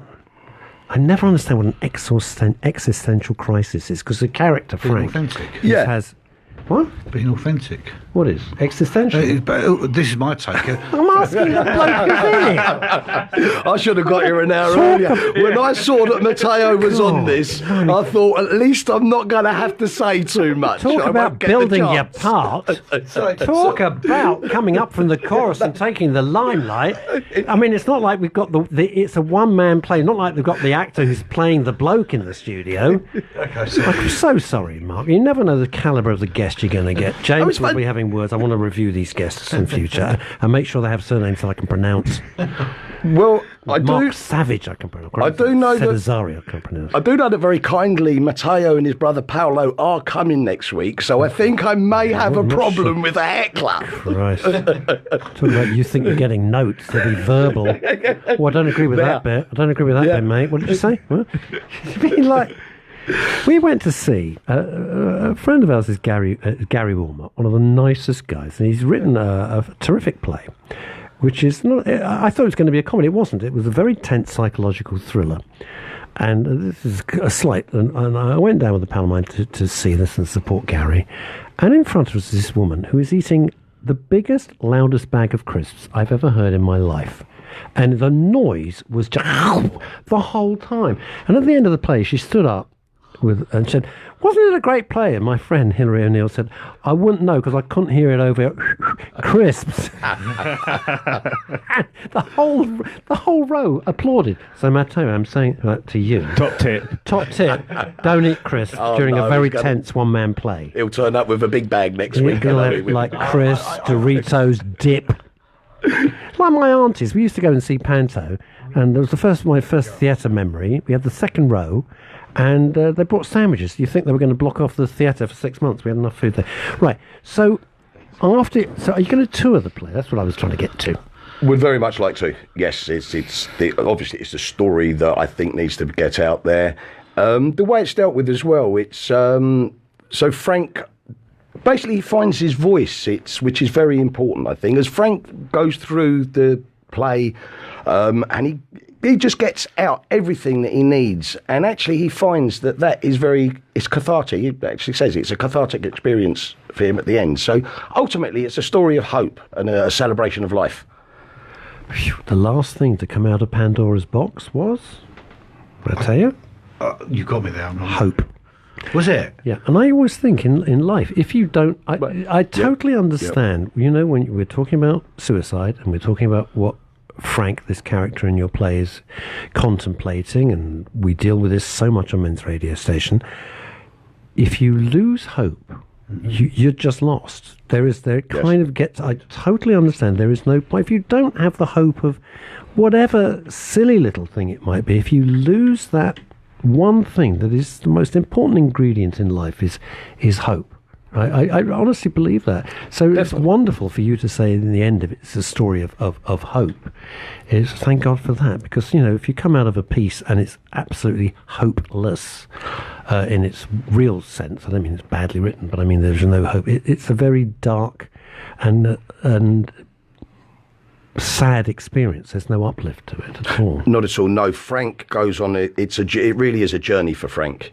I think what happened, my interpretation of it, and looking at all of the evidence that's out there about this, about suicide, is that Frank he's got a masculine ideal which is very high. And Frank isn't quite living up to that at the moment, his own expectations. Throughout the journey, Frank really realises that if he lets go a little bit of stuff and he can adapt to life, then he can find a resolution of getting on. And also, there's a lot of stuff, there's some great lines in it. Dean's written some really masterful lines. Can we get a teaser? Yeah, sure. Some... ones that spring to mind, just going on about how lonely we let ourselves become simply by avoiding revealing our faults and inadequacies to each other, and which is very true. Absolutely. And as Frank goes through, he's playing with this. He's also he says it with a dark philosophical acerbic wit.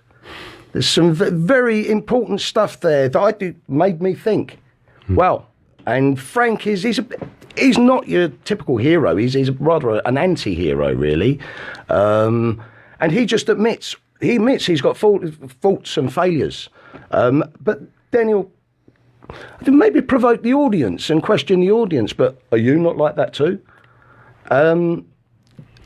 Is because we think we have to be perfect. And don't forget, the male stereotypical type is, is Arnold Schwarzenegger, is Bruce Willis, is James Bond, and you think, well, that's a guy. You know, that's the sort of guy you want to be. Sylvester Stallone. That's the guy. Because, you know, Bond doesn't have any faults. It's only now in 2019 he's slightly seeing. So they've had to move it along. But that's what we grew up with. You know, this is what you want to be a man. You've got to be like kind of James Bond. And you can't live up to that. You can't. It's impossible to live up to that sort. I don't mean we're going to be secret agents and kill people. Nope. But as Frank drive Aston Martins. But you know what I'm saying. Yeah, and as Frank says, exactly, and as Frank points out, we live in a society that expects that we should be happy all the time. And how are we supposed to live up to that? And again, and we've got our head of social media here. That's right, Dennis, I'm not going to ask you to talk. I know you absolutely go like, oh my God, I'm going to hide under the table. For somebody to share, it's interesting. You're fascinated because you're voracious on social media, and yet you're so quiet in real life. Yeah, I think that's the thing with people behind screen. People behind the screen. You can easily hide. He's very upbeat, wasn't he? Oh, he's very upbeat. He's great upstairs. He's not miserable. He's a delightful, charming, and very upbeat fellow. It's the whole thing. It's also in life. And not just men, but it's as though you have the right to be happy, and you don't have the right to be happy. It would be lovely if you are happy, but it's not written in some sort of celestial contract that you will be born and you have the right to be. You want to be happy. It's a much better place to be. You need balance. You have to have both, right? Absolutely. You have to have ups and downs. Yeah. How much, you see, it's interesting. Why I was mentioning Dennis from social media is that if you take social media as real as opposed to not real, which you look at everybody, and I don't look at that way. I use it as a tool. But other people look at it and they go, wow, she's fabulous. Look at that house. Look at that new car. Look at that food. Their life is so much better. Well, you don't see all the crappy things that happen to them, all the rows they filter. have. It's a filter. I mean, that's why I've taken. I still use Facebook the same as you to promote things. Yeah. I've taken off my phone because I've suddenly realised I'm reading more books since I've done that. Because I'm not. What a mystery! I wonder if we could join the dots on that. Yeah, because I know this is my thing, but I've been on that whole thing because I live my own, etc. I had that Friday nights a few years ago. I'd be scrolling through and I see all these people, all these parties and clubs. And I think, oh my God, I'm on my own. Did it bother you? But I couldn't give a stuff. I genuinely couldn't give a monkeys. But like I said, it lasted for a little while, and then I was like, hold on a minute. Do I really want to be these people? No, I don't. If I did, I'd be out with them anyway. So That is exactly the point. If you've got the choice, if you wanted to be there, you could be. If you had no friends, that puts you in. Come on, Dennis, come on. I also think that make a note in your diary, James. Dennis is speaking. I also think that the way that you use social media also develops as you age, because I remember when Facebook first came out, I also used it the way younger people now would use it, like you post everything about your life. But right now, even though I'm a social media manager, I don't really use Facebook and I don't have an Instagram account. So it kind of develops as you age. You use it for business if you age, whereas if you're younger, you need more sort of validation. I mean, it's interesting because James, who I know I bang on about being 24, but I say that as a point. You're not on social media. No, not at all. And our twins, who are 21, won't have anything to do with it, and came off it completely. One of them won't even have an email account, and took off because they said, we're too busy. We're working, we're studying, we're reading, we're doing stuff. It's an intrusion. And it's funny what Dennis says, because I only have a Facebook account now for work. Yes. Because we obviously broadcast off of Facebook. Because I kind of drove you mad. Please get a Facebook account. Basically, yeah. So how do we operate? So we can use it off of Facebook, sort of. Otherwise than that, I think it's such a time-consuming thing. I did actually have a Facebook profile on Human Issue, which someone sent me that said social media can seriously damage your mental health. Oh, it can? It's how it's used. You see, I enjoy it, and I've met some fabulous people. I made some genuine. I'm not talking about the fake. People say, "Oh, somebody wrote." I said, "Well, I don't know them. I'm not getting upset about it. I've never met them. I don't know who they are." Somebody wrote something, and I don't. I said, "Well, they're not a pal of mine. It just, I got 5,000 people on my site. I don't know them all, but some have become very good. Genuine friends that we've met up, and got on famously, and now they're real friends, and it's lovely. Exactly, and us, the great thing about Facebook when it first came out, I tracked down friends that I grew up with. Some like moved to America or moved to Australia. So like a girlfriend I had from Derby I hadn't seen for years. So there's all those positives that come out of it. So it's not all doom. No. It's the way you use it. Yeah. It's what you're trying to get out of it. Exactly. If you're using it as a tool to compare your life to someone else, then it's lethal. So dangerous. And also, I can't remember there's a documentary. I'll send you the link. It's on Amazon, which is all about the addiction of Facebook and the data they're collecting. I mean, you could really the data they're collecting is scary. Well, we it's a deal with the devil, and either be in it or don't be in it. But if you're in it, don't moan about it, because it's up to you how to control it. Now, and we've had experts on, and certainly a lot of the psychiatrists and therapists and counsellors have come on. The people at Facebook are geniuses. Let's not be silly about it. They are geniuses, and it has changed the world. But they do have this thing which they call the dopamine hit.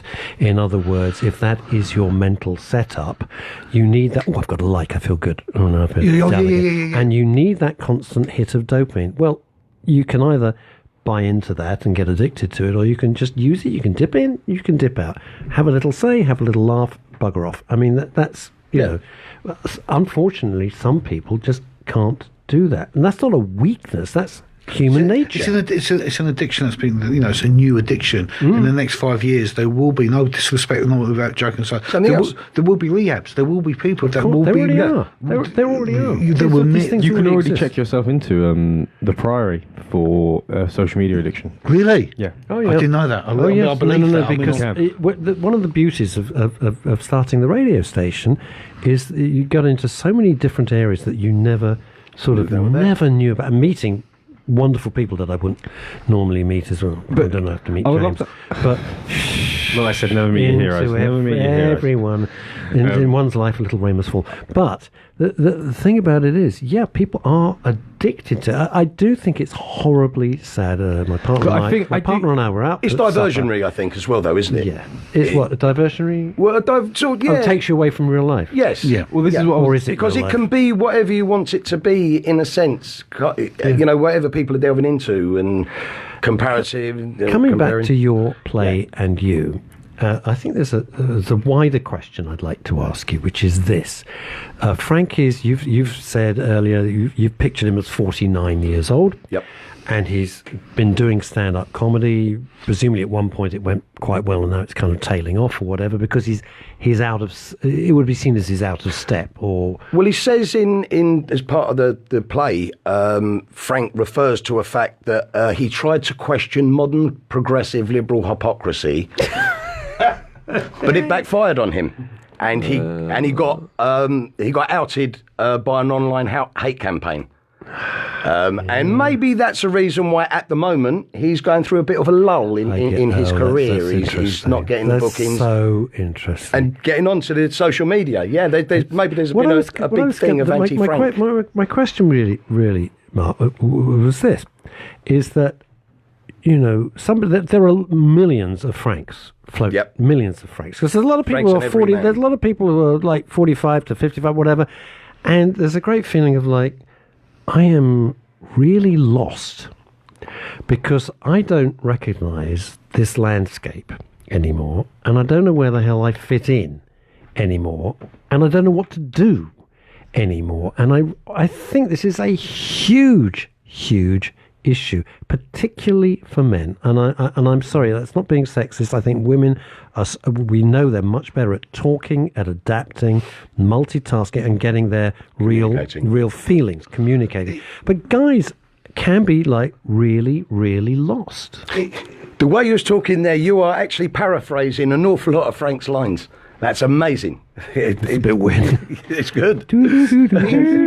There's a scene actually when they're talking about with men. I was worried. I thought you'd been struck dumb for a second. I thought Mateo had gone into a coma. There's a scene in there which was saying it's in the Football Factory with Danny Dyer and Frank Harper. Danny Dyer's got this problem. He's having these bad dreams, and he comes out and he goes to Frank Harper. He goes, "You know what I mean?" Frank Harper goes, "Yeah." Yeah, that's the, and Danny Dyer goes, yeah, thanks, I understand, and walks off. And that's, I absolutely cracked up with laughter because Frank Harper, Danny Dyer got, and I come from that world, so where you don't talk about your feelings. It's all about, even Tales of Aguilar, there's an irony there because everything's got to be about banter in their world. And I come from that, everything's got to be a laugh. And you do get bored of it. Because I think you get so bored. Oh, you get bored. Everything's got to be a wind-up. Everything's got to be a laugh. Yeah. I'm just having a bit of a laugh with you, mate. Well, after a while, you can... And that also is exactly, that can be also a bit of passive aggression going on there. Well, I'm only having a laugh with you, mate. Yeah. I hate that. I hate that Yes. phrase. Yeah. I'm only joking. And you go... And that can be said on any start, so you don't have to say it like that, and you think... No, you really meant it. It's a form of sort of passive-aggressive gaslighting. You can't diffuse something that's unpleasant. I'm only kidding. I know someone. I mean, he's no longer around. He's not dead. He's not dead, but he's no longer around. You said unfortunately. You said he's not dead, unfortunately. But he used that whole banter thing and to bully people.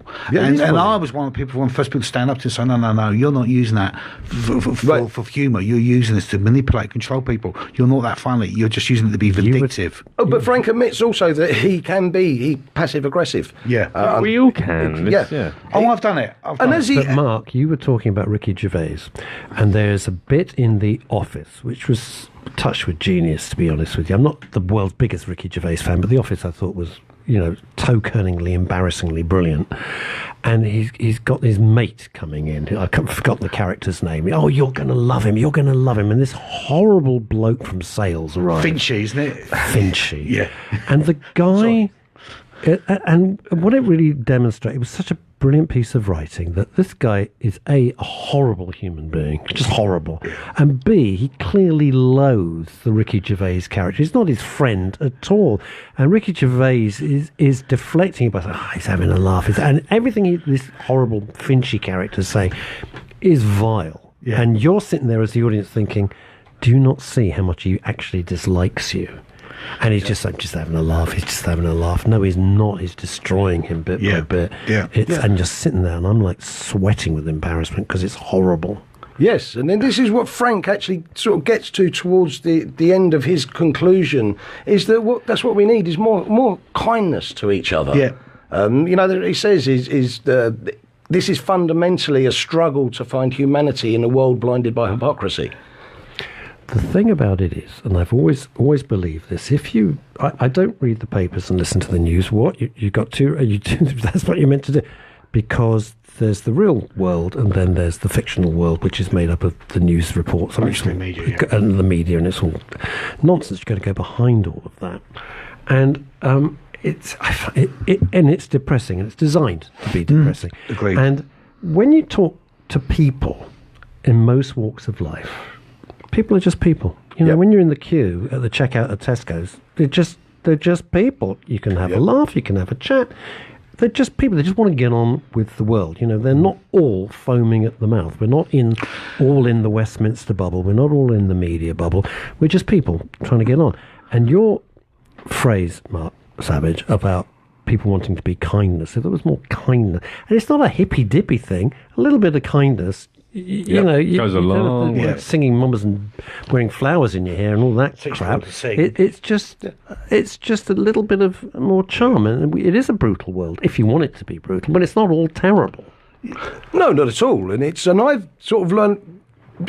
It's also how I do things. If I'm walking down the road and I catch my reflection in a mirror and I'm scowling, I'm not going to smile at myself.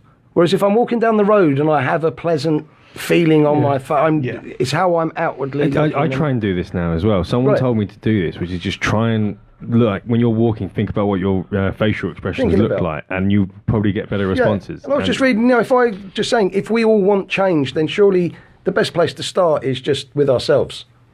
And so if I'm walking down the road and I happen to be thinking scowling thoughts and I'm anxious and going through my usual stuff, and then you're not really, you're going to stay away from it. People stay away from it, and you project it as well, don't you? Absolutely. It's like if you just have a smile, it's like I don't know. It's something I've been trying to do recently because someone told me to do it, and it's like I don't know, but everything seems to be a lot smoother. Yes. And if I have an issue, if I come up to someone with a smile, it's always a lot easier. But it doesn't also, immediately if escalate. You start with negative thoughts, they spiral out of control. Yes. And you think, well, I'm going to go to this meeting, and it's going to be... And, you know, eventually you get to the stage where you think, well, someone's going to pull a gun out. And you think, it's a meeting... I'm going to do a stupid example, but it's a meeting. But what's the worst case? You're going to have a conversation. You may agree, you may not agree. You know, it's not... Don't build it up into something. And it's human nature. You know, it's like that very old gag which you will know much better than I, which I will paraphrase. You know, the bloke's returning his next door neighbour's screwdriver, or he's returning his next door neighbour's electric drill, and he builds it up that his neighbour's going to say, you know, you've got my drill, and he's just returning it.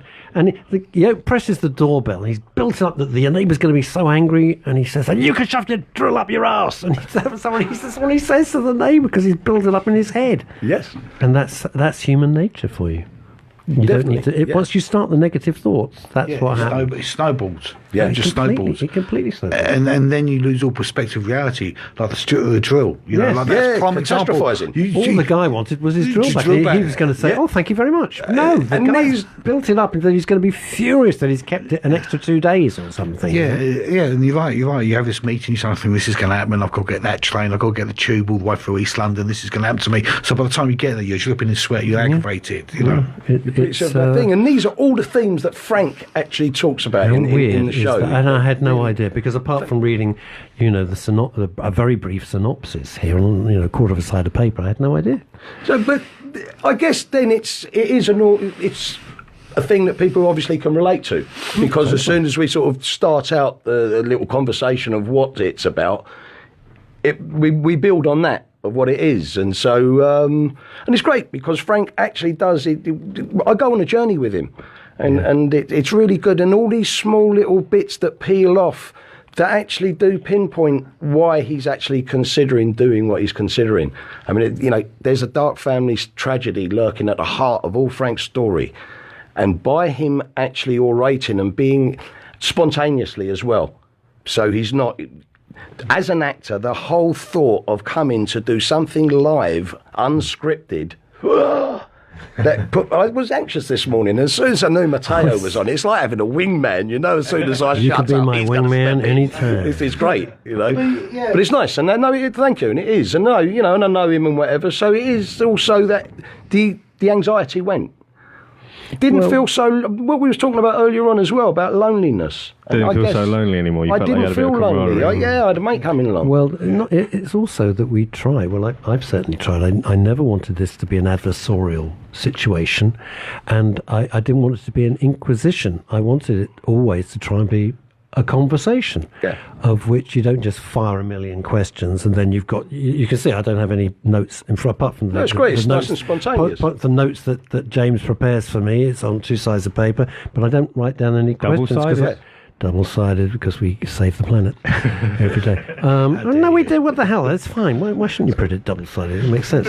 And it's one less piece of paper. And I hate paper. So, but it is just trying to do a conversational thing, and I think people... we've only had one one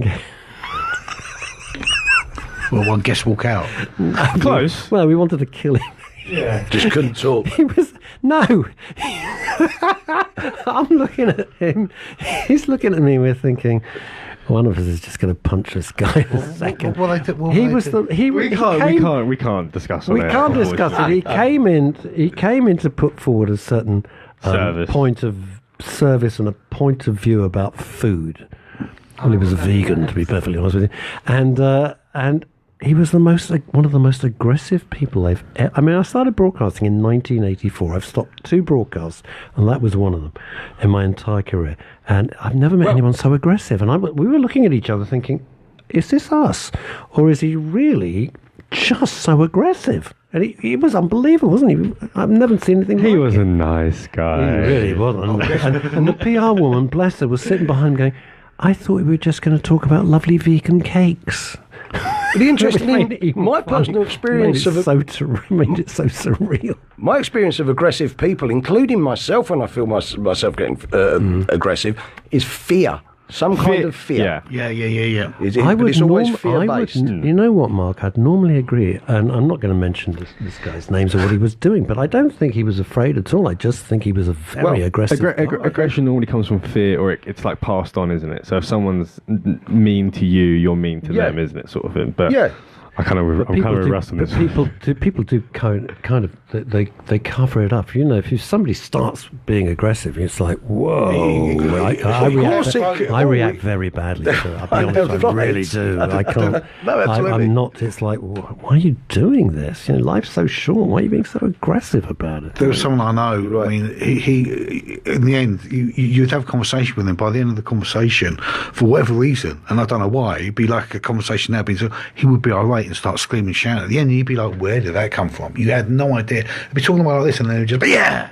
Give you a bit of a fright. It's like calling you, and I hate not taking people's call. I hate not taking people's call. Him down. When he was calling me, I just said, don't take the call. I just said, I can't because I know the irate. I don't know what you're going to say after 10 seconds. Why do you have to be available to everybody all the time? Exactly. If I see people phoning and I'm not in the right frame, if I'm doing something or concentrating or I'm not in the right frame to have, it won't be a short conversation, I won't take the call. Then I'll call back and I can have a nice proper conversation. I don't want to have conversation when I'm trying to do something else. I've got friends like that, which I'll text them or call them that, and I know they won't take the call, and they'll call me the next day. Say, look, I was with my kids, I saw you were calling, I know it wasn't important, I thought I'd call you now. So you can expect that boundaries. No, there's certain people, if they phone you, think, oh, it's an emergency. Like me, you think, oh man, now what? Now what? We're not going to be on the show. It's Mateo. You haven't forgotten I'm coming on the show. When am I coming? When am I coming on the show? What? Right. Just tell us again as we wind up to the top of the hour, Mark. Just tell us where we've got a couple of minutes left. So just tell us again when we can see the play and where we can see the play. I've got the notes, but I want to come from you. It's a Human Issue. It's at Clapham Fringe. It's next Sunday, the 5th of October. I think it's the 5th or the 6th. 6th, thank you. 6th of October at 5 p.m. It's on the Clapham Common. It's a nice time to see a play, isn't it? Lovely, yep. On a Sunday, exactly. Good. Just have a nice bit of dinner in between. Afterwards. Yes. Or have lunch before. Yeah. And there's some your lobster plays on afterwards, which are worth catching on around the same thing. How long is the Clapham Fringe on for? Like a while? Like a week? It's about a week. Yeah, it's all sort of, I think, bless a week them for doing after. it, though. It's fantastic, and they're really doing You're an actor, really great. Mark. Quickly as we come up, do you think that art has never been more important in a world that's so fractured? Absolutely. As we know, it's great for all kinds of mental health anyway, whether you're actually engaging in it or watching it or whatever. I was at the Bread and Roses last night watching a great little play, Mercy, but it was really lovely to be sitting in there and all communicating through watching something and all finding the same thing funny. Yeah. And just feeling that communication. And obviously, because it's a theatre, you're not going to go and have a conversation. I am sort of kind of socially awkward, so it's lovely to be around there, enjoy the same thing, and then I can say my hellos and goodbyes and whatever, and then when I was only thinking the other day that the world is they're trying so hard to divide us here and in America, and I think that art, in all its forms, whether it's music, and that's why we had Barb Younger on the other day with her brilliant album, and art, or even paintings, but I can't paint, and all that sort of stuff. I think it's never been more needed. I'm Russ Kane. This is Men's Radio Station. It's been a belter of a show. I hope you've enjoyed it. Thank you. Special thanks Thank you very much. to our guests. Thank you to James Blake. Thank you to Dennis, head of social media. You guys are great. Until we meet again, have fun.